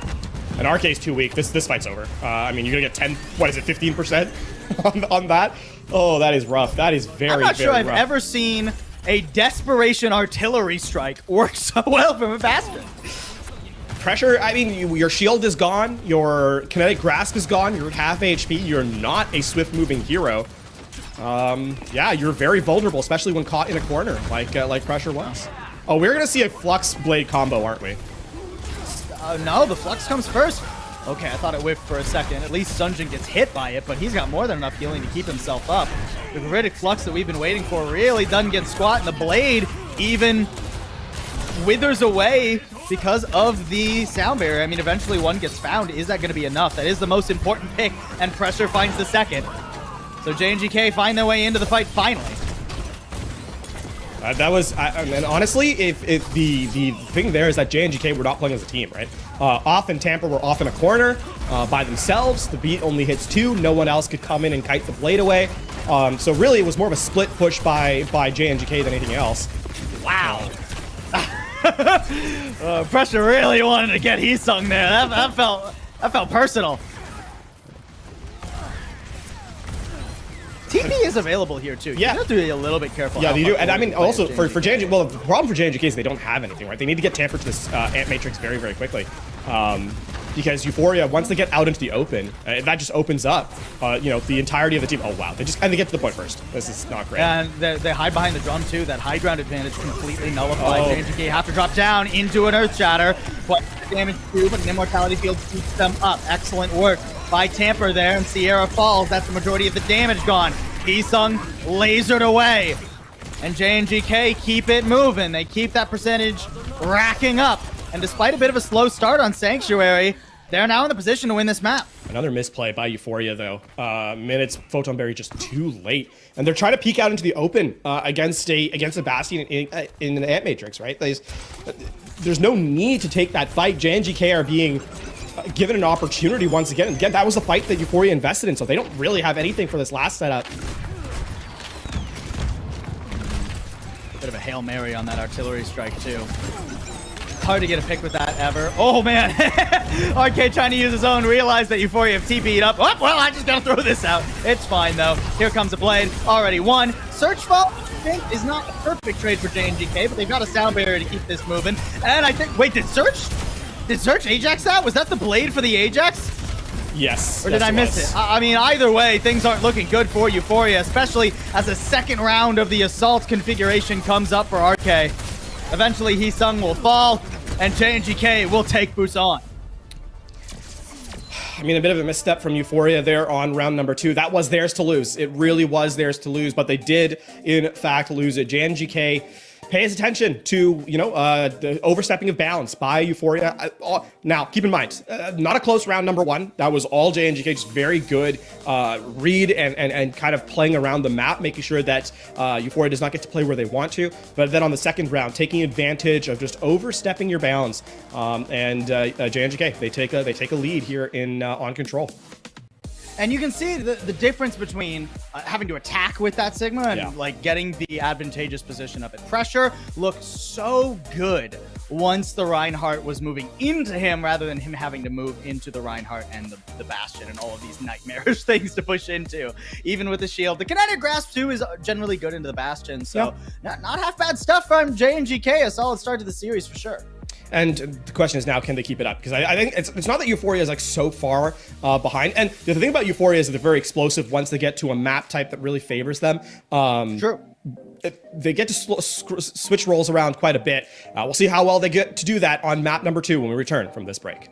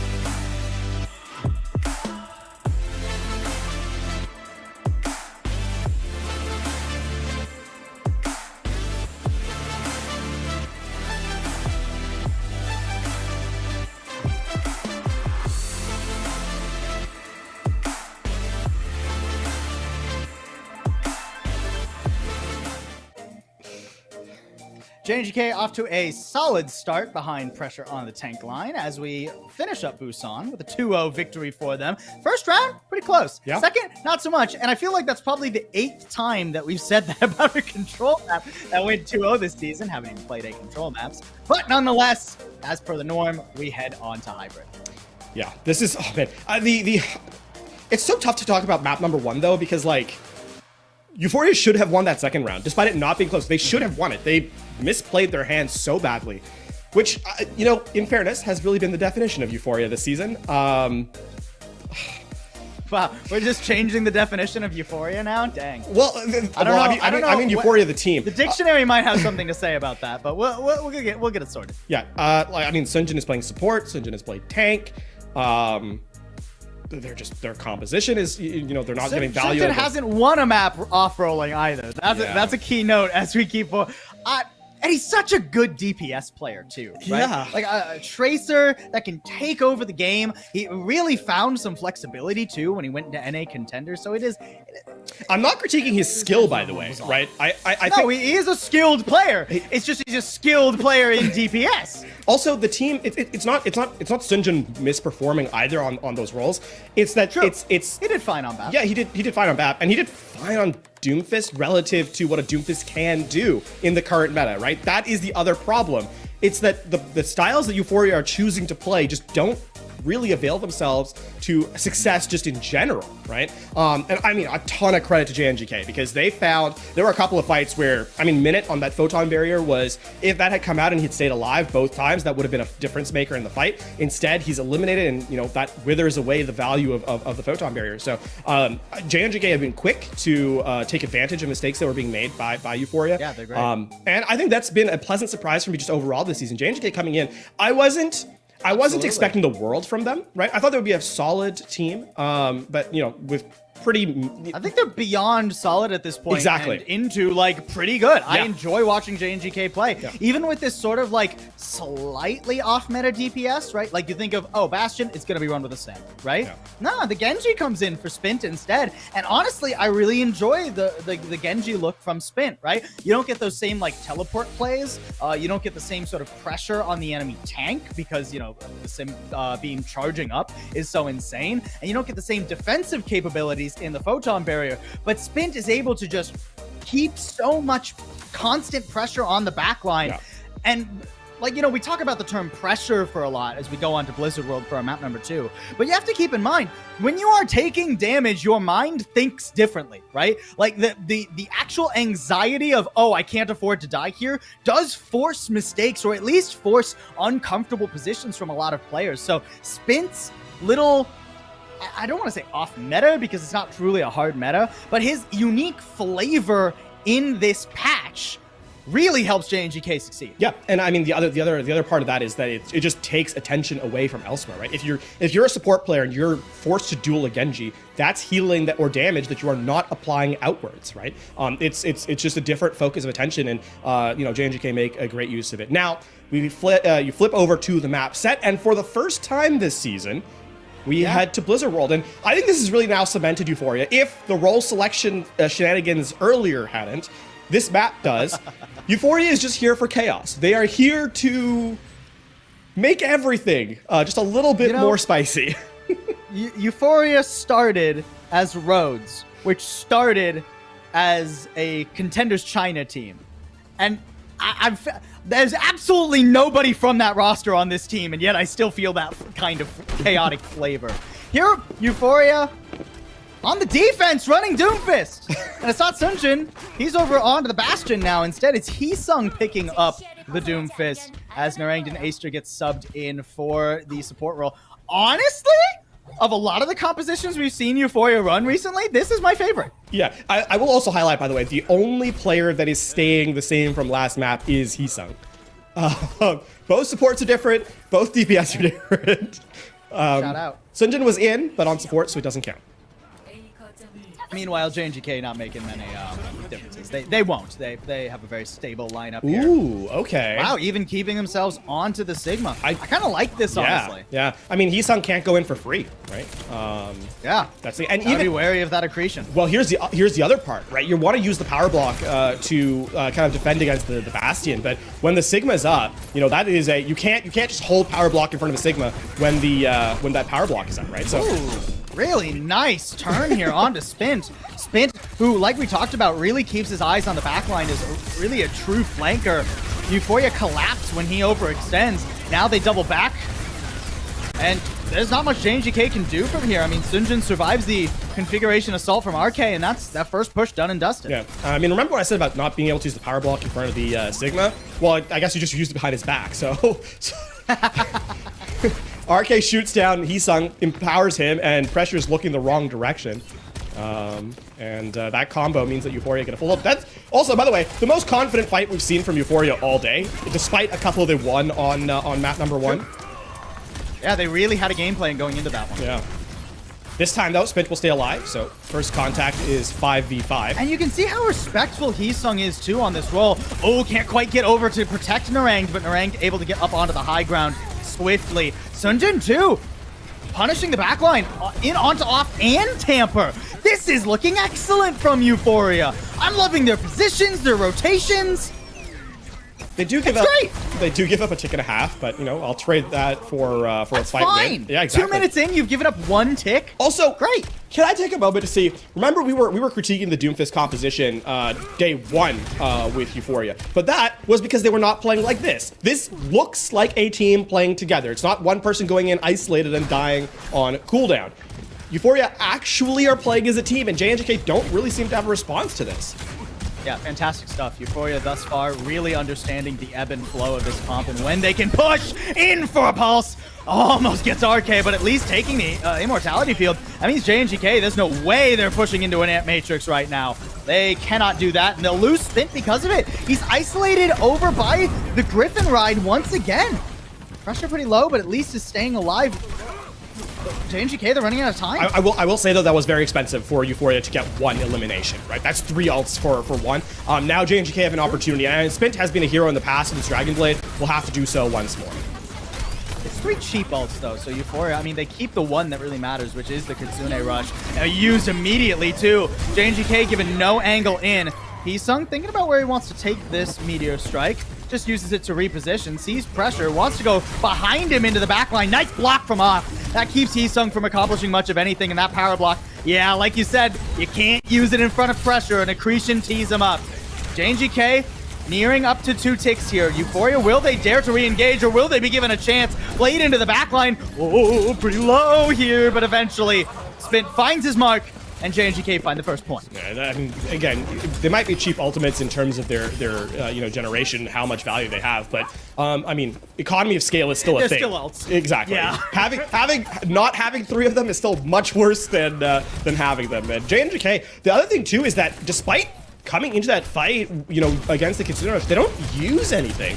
The Dragon Blade is more of a cleanup thing than anything else, because again, that last kill onto the Baptiste happens after the point is captured, keep in mind. So JNGK, a real opportunity to snowball this point, the second point, in their favor. And I mean, if Euphoria had to be careful how they engaged before against Gravitic Flux and Rally, they have to second guess themselves even more now. Taejong just making his presence known, keeping JNGK's heads turned. He has a pulse bomb, he's thinking about it. Off doesn't want to give him an angle.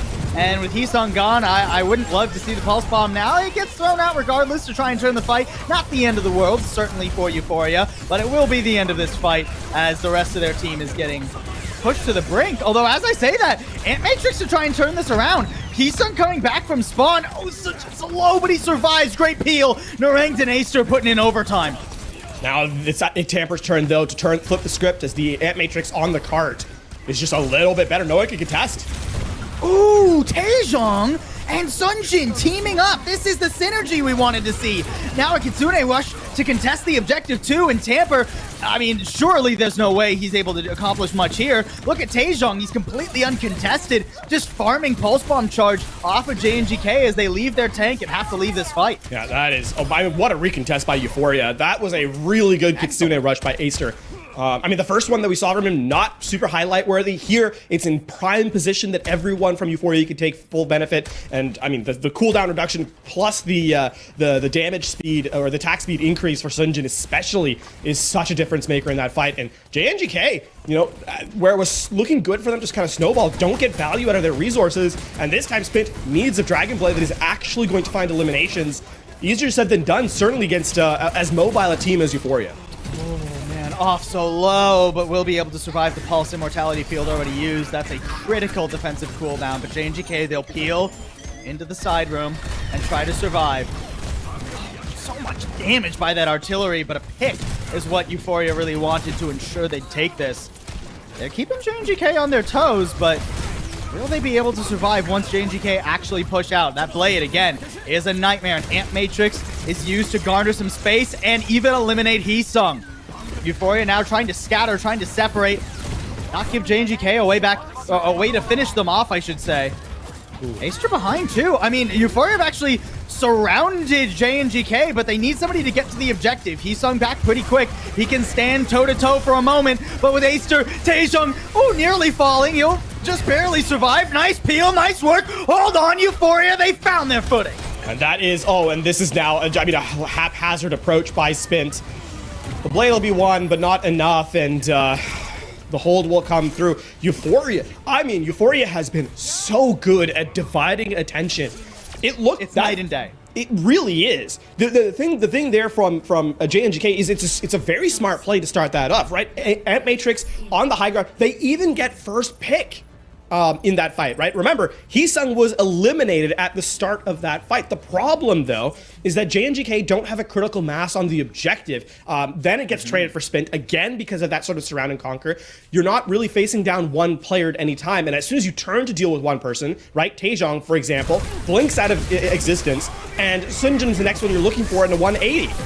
It's just so difficult to kind of turn your head on a dime that swiftly, and Euphoria make the most of it as they get that hold on the final moments of second point of Blizzard World. Even comparing this composition from, like, the Doomfist specifically compared to how Euphoria ran Doomfist last week, it looks like a tank player versus a DPS player, right? Yeah. Last week, Sunjin, you know, he had some cool plays. He wasn't playing poorly, but it looked like he wanted to, you know, get in, deal a lot of damage, get a ton of picks. Heesung is playing this like a tank. He's controlling space. He's getting into the backline when he knows he can. He's falling back when he knows he needs to regroup with his team. An excellent start for Euphoria and a very winnable map. Man, Euphoria are just there are two teams in Euphoria, I have to say. You know, to get such euphoric highs, they find their way to such interesting lows. Honestly, I'm starting to enjoy it. Starting to, I say. I always enjoy it, but no surprises. Let's see how they make it work on the attack. No surprises here again. Actually, I think the interesting thing is their target in this one is I mean, Spit, you have to stay alive here. Spint. This is an interesting aside. Taejong has, in a meta like this, Tracer is not a carry player, which is what Taejong was the last time we saw him in Contenders, right? However, against this composition JNGK is running specifically, he can in fact dual Spint and just open up the rest of Euphoria and sort of keep the supports in survivable in Acer and Narang, right? They can do heal. Spint, dude. Yeah. He can hardly find time to play the game with how much damage he's taking. Anyone on Euphoria is like looking at him anytime he shows up anywhere. Look at this. Taejong, now he'll double back. Try to lead into pressure there. Nice stick! Oh, RK didn't have a way out of that one. No immortality field, so a pick that Euphoria very much needed. Spins in some trouble, but thankfully has a deflect. Gets down to off, who gives him an armor pack and now wants to go back up and take care of Narang. Narang jumping around, though. Hard to pin down. This fight has become all over the place. And suddenly, Euphoria have found a tick. They found Spint. That's their entry. I mean, JNGK, where have they ended up? They're split across the objective, and Off doesn't have anyone to cover him as Pressure is ill-equipped to handle two players diving onto one support at once. The thing is, this composition that Euphoria is running is all about sort of individual pop-off sort of scenarios, right? And then anytime you try and deal with one player, another player kind of, comes in and takes attention away from you. But that means that if you fall into chaos, you're falling into their game plan. JNGK need to play cohesive, need to play together, and Euphoria simply aren't letting them, as they, I mean, without really much effort at all, take that first point. Spin with the blade. I mean, JNGK with everything, really. really. Difference maker like we've seen before. Quite a bit of damage already. Pressure so low. Okay, Sunjin on the low ground while the Ant Matrix is up top. That gives RK a pretty significant advantage. Heesung repositioning with the Meteor Strike, but he's not able to do anything more with it. He has to fall back here. Try to survive. I mean, okay. Managed to get around that stall, and Taejong falling means Euphoria have to regroup. I mean, one of the benefits of the Sigma is really that kinetic grasp, right? We still saw it in that last fight. Sunjin is shooting into a... Yeah, no, that's... Oh, that was close. That's Those supports using everything they had. A blade is pretty free now. Sure, it's pressure showing up in the kill feed, but make no mistake, it's Spin putting in the work. Good combo. That's it. I also like the delayed combo there, right? That the Gravitic Flux is used first. Wait till everything's expired, then have the Dragon Blade come in after. Yeah. Still, I mean, now is where it gets a little bit interesting because the sort of punching potential that JNGK has expired. Again, you're not trapping anyone with the artillery strike against this composition specifically on Euphoria. So how do you react to this fight now that you have no ultimates to kind of keep through? Man. I thought for a second the accretion that hit Heesung pulled out his power block, but no, he gets away with a sliver of health. Taejong behind, same with Aster here. Trying to keep JNGK's mind occupied. They fight a war on two fronts now, so they'll have to cede some space. They try to double back into Aster, who lays down the Kitsune Rush for just him and Taejong. I mean, a lot of damage, sure, but the majority of it, Sunjin falls by the wayside.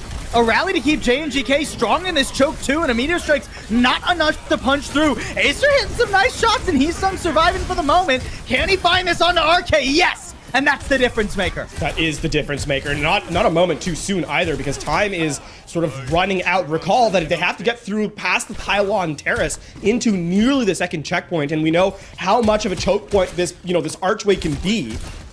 Still, I mean, remarkably cheap of a fight for Euphoria. It realistically just the Kitsune Rush in tow. And Taejong, I mean, the game on his hands with this Pulse Bomb if he gets a pick off. Oh, I mean, that's a lot of group too. Okay, I mean, the Immortality Field used, not bad. Tiny stretch of the imagination, but it's a small window that Euphoria grant themselves. They have to try and pile in the damage now. Get JNGK on the back foot instead. They're the ones retreating. Heesung, I mean, slowly worn away, torn apart. Taejong answers back, but I mean, a tank for your DPS, especially when Sunjin's caught in the Gravitic Flux, it's a trade you'll take every day of the week. Now it's just actually the slow eliminations are really bad for Euphoria as well, because remember, they entered into this point with 4.5 minutes. It's now down to 90 seconds in this instance. And again, Euphoria use resources. They use the Ant Matrix. They use again a Pulse Bomb. Although Taejong has built up to another one in the meantime. And Sunjin's over onto the Ashe now too. I mean, this is a little bit of a Hail Mary pick. You're hoping for a pick, some headshots to team up with Taejong, I suppose.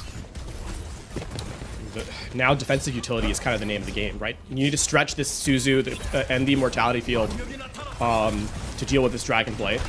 And the Ant Matrix. How much of a struggle Sunjin and Narang are having. I mean, Kitsune Rush gets laid down on the objective, but a rally answers it. There's not enough damage. Nobody is able to group up. That Kitsune Rush is not going to be used by anyone other than Taejong, and there's nobody for him to even fire at. So, one of the most powerful ults doesn't get much value out of it, and with a blade already in the backline, I mean, it's only one, it's only Sunjin, but a 5v4 gives JNGK quite a bit of room to work with. Narang falls with just barely 20 seconds left for Euphoria to try and get one last fight. Yeah. I mean, you're kind of happy that that was the blade that was used, though, because now you actually have a chance to force a fight on the objective. I will say the critical thing is they have to get RK away from this Ant Matrix. Because RK, just the raid boss in this instance, sitting up on high. Someone needs to touch. Okay. Got there. Yusung baited me in there. I wasn't sure he was close enough, but he makes it happen. Meteor Strike! Come on. Come. Oh well. It's okay. It's fine. Well, it's not okay for you. No. Actually, they're down 0-2 now. Okay. I mean, it's not like they were destined to win that fight. Touch the point. It doesn't. Our observers do a really good job of highlighting just how unfortunate that C9 was. I mean, that's a well and true C9. Well, the other problem That's too is it's a organic. miscommunication from Euphoria, right? It's again them just not being on the same page. Taejong and Heesung both go for the touch. That's both recalls taken, right? In that instance, you have to trust that one player whose job it is to get there gets there. Having to use recall and meteor strike to get both touch, that doesn't feel great. That being said, it is now unfortunately match point for JNGK Euphoria. Will they have it more in the bank to come back? We'll find out in map number 3.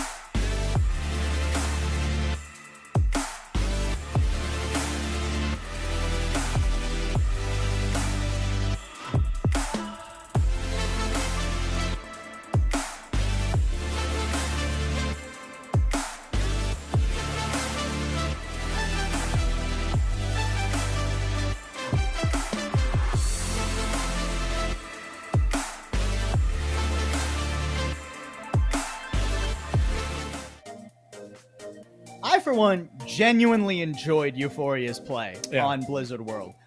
Well, except the All way last up 10 until seconds that C9 didn't at the happen. very- Yeah, no, I wouldn't even say 10, right? The last 2 seconds were unfortunate for Yeah. them. And so unfortunate, the season hangs in the balance, you know? We've had a couple of runs at some reverse sweeps. Neither attempt from early this week has succeeded. Euphoria will now need to defy that convention if they want to have a solid chance. We head on to map number 3, Flashpoint. Admittedly, Flashpoint's where we've seen the most quote-unquote upsets And this season, I would say. And I do think it's not like JNGK is so far ahead of Euphoria in terms of consistency, right? Or rather the clutch potential. It's just been in certain there's been like 3 fights, especially when you think of Blizzard World, 3 fights in a row where you just can't string together any real value if you're Euphoria that ends up costing you the map. As we head to Flashpoint, with how quick the fights go, right? That's the first thing. But both teams have to be active participants in it. In Blizzard World, it really felt like Euphoria were the ones taking the fights and JNGK just sort of responding. Here, they will not have that benefit. They will actually have to, come to the fight as swiftly as Euphoria does. And if Euphoria plays the Doomfist composition as well as they did on Blizzard World, there is a very real chance they can steal this map away. Yeah, certainly. I mean, we haven't seen Zero really alternate to any of those really high tempo compositions, right? You think of dive comps, you think of rush comps, right? They've been a little bit more stable than that, favoring some double flex support looks at some Orisa, and then, of course, the Sigma that we've seen. So, an opportunity for Euphoria to get their foot back in the door of this series, but an opportunity that they'll have to take and then run with. They'll have to open the door with their foot and then just sprint into the building as fast as they can. Yeah, and I mean, listen, Euphoria is no stranger to a map 5. They've already done it once this season. Just do it again, but this time win the map 5. Just win your matches. Yeah. That's how you win. Crazy. Top level Listen, analysis here. When it comes to Euphoria, I am allowed to have that because sometimes they just choose to play the wrong thing, and it's not my fault that they do that. On the bright side, as we head into Flashpoint, our map number 3, we're going to take a look at the map. It is Suravasa. And it looks like they haven't swapped Sunjin back over to DPS to support or tank. So already a better start than worst case scenario. I'm curious as what their comp is going to be here. Weirdly, for the first time all season long, I actually did like that Doomfist look. Kind of like the Doomfist. Yeah. Heesung was playing it very admirably. Yeah. And with the Sigma almost unplayable on Suravasa, you have to imagine, Doomfist has a chance to shine. It does. I mean, we touched on this the last time we saw JNG, or we saw Euphoria rather. They have clearly practiced the Doomfist composition, right? This is not something they just picked up on a whim, but it just wasn't working in that game due to a combination of awkward engages and not really getting a chance to have Sunjin spin up, playing again like that DPS Doomfist rather than a tank. Now with Euphoria, there's a chance that they can keep it going. We do have a couple substitutes though. Sierra coming in for Taejong and Search returning for the first time this series, it seems like we're going to get a mirror composition between these squads. Sierra comes in so that Sunjin can get off of the Bastion and instead get onto the Genji. Sunjin's Genji, excellent by the way. If there was one tool to really shut down Spint, I would give it to this. Well, gates unlocked. We head into market for point number 1. I truly believe that there are like 6 different Euphorias within Euphoria.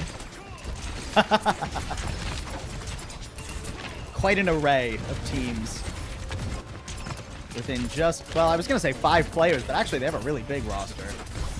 Nice little dive here too from Sunjin. Already tons of pressure on the backline, but Sierra falling first makes things tricky. Euphoria, they need to find another angle into this, and meanwhile, Search ain't having too much fun, neither is Sunjin. And that's the first point. Going over to JNGK for the moment. That's such a comfortable fight win for JNGK. I mean, the big thing is that they use the immortality field correctly. RK, you could see, was like so very low as Sunjin came around the corner, but was bolstered by, that invulnerability long enough to get Sierra, who did not benefit from the same. Euphoria have to find their way back in here now. And it's, an unenviable task against the Bastion. And it's also so hard to set your own Bastion up for success when you're looking through these really, really tight archways without having to walk into the opponent. A lot of cover for JNGK to twist themselves away behind. RK, sees the Javelin spin used, and as soon as that's down, he knows that he can pump in tons of damage. Euphoria, though, they do a good job of evading that and now have a chance to re-engage here. Sunjin coming back. Wow, using the dash just to set up with the Ant Matrix. I actually really like that.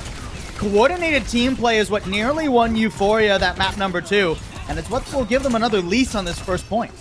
This is They have to be, you know, pretty quick though, because wait, hold on, they're not out of this yet, actually. It's a little dicey, but no, okay, it's fine. 99% though, yeah, doesn't give much room to breathe. And it's not like JNGK overinvested in that fight either, right? Like they used just what Euphoria did to extend that to the overtime. So it's going to be mark for mark as that next setup comes through.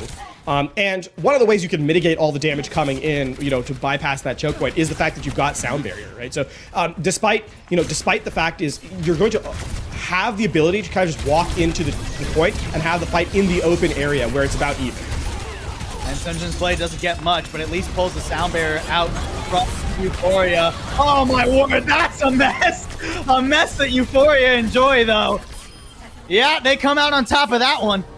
But there is another contest available on the objective, right? That is the other thing too, is that was a very quick fight from JNGK, giving themselves a chance to actually get into the final fight. And again, they will have a more, a quicker ultimate or a better ultimate in a chaos environment. Sierra is gonna have to try and wait till they get, either he's gonna use it in the choke point as they walk in, which, okay, that's what he's doing.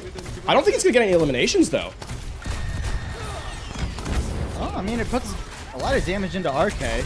And it keeps Narang pretty far back. Oh, Spint, that's not the angle he wanted. Sunjin, I mean, I know you're good. You shouldn't face check the enemy blade, though. Spint, yeah, he'll punish you for that one, buddy.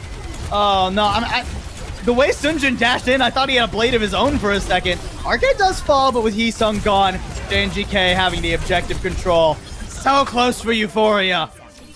I mean, that's just but it's 100 for JNGK. That is just the sort of the story of Euphoria in this game. In the final fight, in the final moments of engagement, misreading the approach. The other way you can play that fight, right, is use the artillery strike when everyone's on the objective, when they have to contest for overtime. That puts a lot more pressure onto Spint to actually have an aggressive blade. Instead, they waste time trying to prevent them from touching, and that just allows JNGK in. And I mean, one elimination is good for, you know, good to turn it over when you don't have to trade. Now, as we head into the second fight, I mean, this time it's point control again with an amp matrix for JNGK. They just have a better setup here. Yeah, still a matching of ultimates here by our two teams. Oh, and Off finds the perfect boop.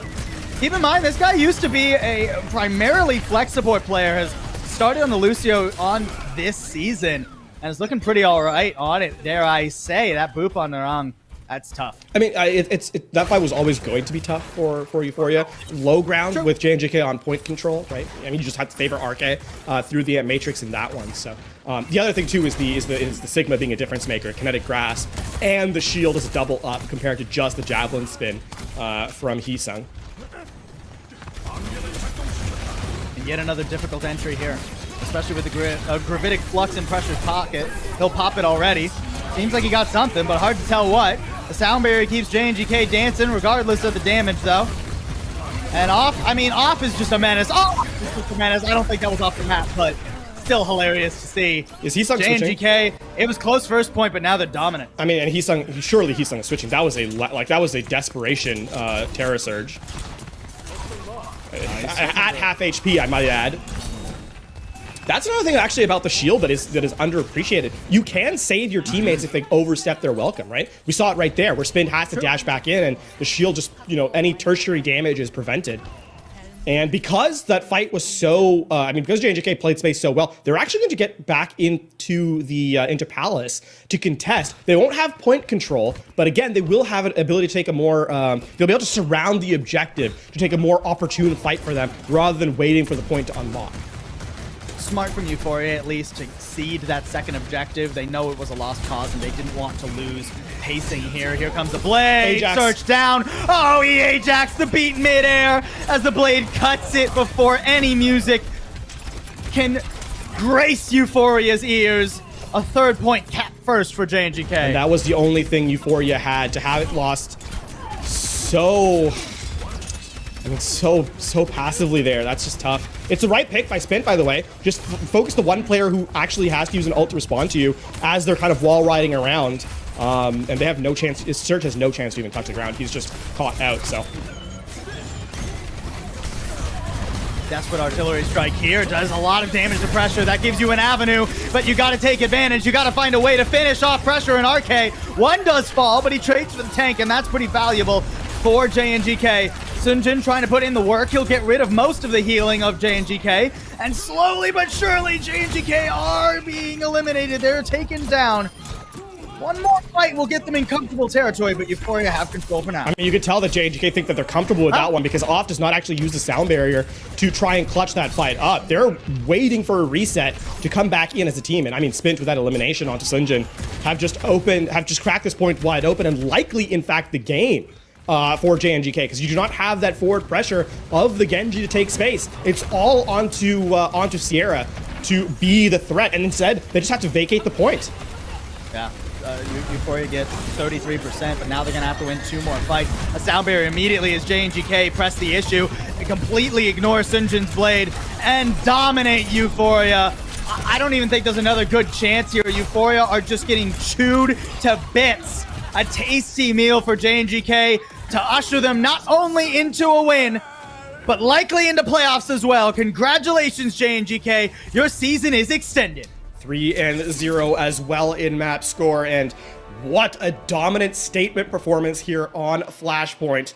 JNGK come in this season, by the way, as a somewhat retooled roster, and have really made a name for themselves here. And I mean, their goal coming into today was to make sure that they kind of clinch playoffs ahead of having to fight Dreamers. Mission accomplished. Yeah, you don't want your playoffs hopes relying on one of the strongest teams in Contenders' career right now. And JNGK take down a team that we also had pretty high expectations for. Euphoria, a lot of this roster back from the Overwatch League knockouts, right?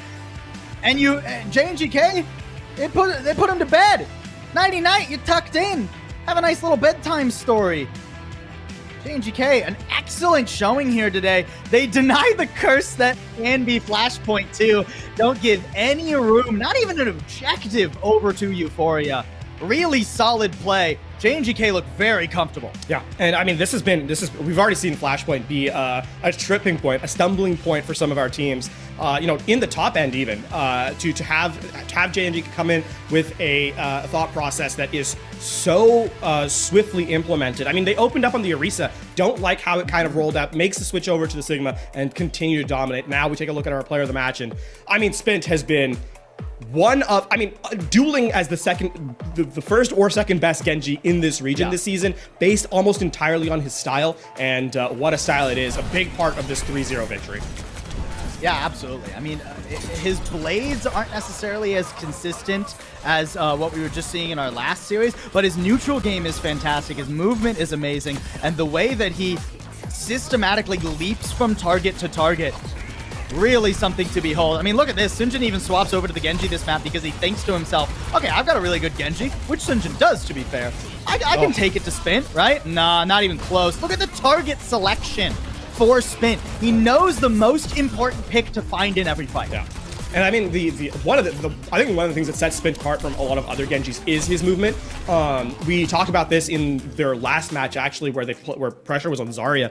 Just understanding how best to take value out of it here without a Zarya to protect him with those bubbles. It's all neutral game, and he rarely takes damage, lethal or otherwise. And again, just a fantastic performance. Regardless, this is how our day has shaped up. FM unfortunately eliminated. Euphoria, the same is true. And in fact, a mirror of yesterday in the score lines at that. What a day. Yeah, I mean, we scriptwriters need to come up with something else. An attempt reverse sweep into a 3-0. Come on. Can't do that 2 days in a row. FM, Euphoria, unfortunately, well, Euphoria gets to play one more game.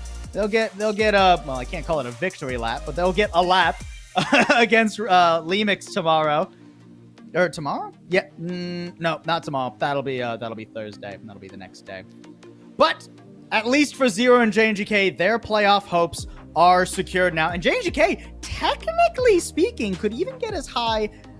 Well, actually, technically speaking, they could get as high as first. That seems kind of unlikely. They could, if they manage to do really well against Dreamers. There's a world in which they pass SPG. They got to beat Dreamers, but that's not easy. But honestly, I'm starting to feel this JNGK roster. They are impressing me for sure this season. Yeah, and the reason, the most impressive thing is just how collected they've been, right?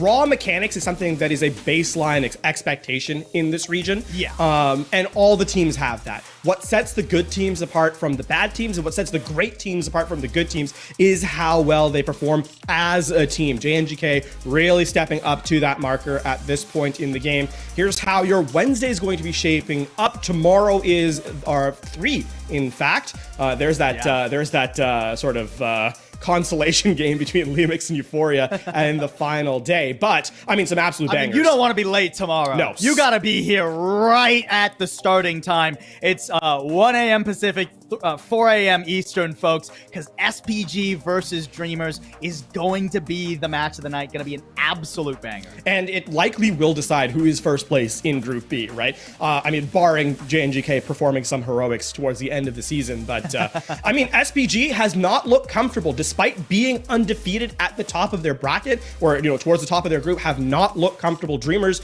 a little bit of a shakiness to start their games off, but swiftly recovered. Dreamers, of course, the other team that has been playing a lot more Zarya, just in general. So that makes an appearance as well. Also, you know, you say a little shakiness to start Dreamers off. They're still yet to lose a map. Here are our standings at the end of day 6, folks. You see Zero really playing for that first seed. I mean, that's one of our last matches to actually. Dreamers, JNGK, and Zero Poker Face are both on Thursday. That's going to be very exciting. FM, unfortunately, their season does just barely conclude here, because even if Panthera lose 0-3 to their next opponent, the head-to-head differential does go to Panthera. So actually, unless Revival pull up some crazy things against either Panthera or Poker Face, we actually know all 6 of our teams. We just don't know what order. That is indeed the case. So, I mean, hey, look, you don't want to miss the last couple of days here in the fall series. And keep in mind, after that, we get into playoffs. So it's not, the action does not stop thereafter. I mean... Oh, and we lease right into Overwatch League playoffs too, yes, right? Yes. You come back tomorrow, you come back Thursday, you finish up those Hanzo and Kiriko skins, and then you go right into Overwatch League playoffs starting on Thursday, Grand Finals. And then after Overwatch League Grand Finals concludes, then we get to our playoffs and our Grand Finals. Oh, it's such an exciting time. I cannot wait for this week of Overwatch. I'm almost a little bit sad that you and I are off to Toronto. Yep. We won't get to see the insane games tomorrow and the next day. Well, you'll be on a flight. I will be the one watching, so I'll be there in their viewing as well. I don't want to miss the conclusion of it. I mean, that being said, it's going to be some fantastic faces and voices for you over the next couple of days as we head into the end of group play into playoffs as well. But again, what a tremendous performance today from JNGK, and realistically, a bit of a surprise coming to the season, and I'm looking forward to what they can do in the playoffs.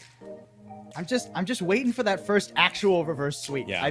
We've been teased twice now. Surely. We got 3 map 5s already. Yeah. Which is pretty dope, honestly. Yeah, after the opening week, which was, or the opening day, which was 3-0s, it's been a lot closer since then. So, although my expectation, I was worried those first 2 days. First 2 days. 3-0, 3-0. Yeah. I do think we're going to get back into a couple of maybe one-sided ones coming in the next couple of weeks. We'll see, or next couple of days rather. We'll see. And I think if anything, that early one-sidedness for a lot of those matches just sort of dictates is dictated by the fact that they were going into a new patch. Yes. Right? Nobody really knew what was going to be good on this patch. Even now, there's still teams trying a lot of crazy stuff. Yeah. And we're, 6 matches into it for most teams. Well, no, 6 days into it. 3 to 4 matches into it for most teams. So it's been a very exciting season so far, and we're not even close to done yet. Yeah. And I mean, here, the other thing too is this is going to be interesting coming into playoffs, right? Because we will have, by the time playoffs rolls around, we will know what the meta is. We'll know what the favorable looks are. The top end teams will have had a lot more practice on it. Keep in mind, the returning OWL knockout teams into group play hadn't played on this patch in the competitive scene until the first games. So expect the games to get a lot closer, a lot more exciting as we get into the last couple of days here of the group stage. Yeah, we're 3/4 of the way through our regular season, but there's so much good Overwatch. We'll see you back tomorrow for more Contenders Korea Fall Series.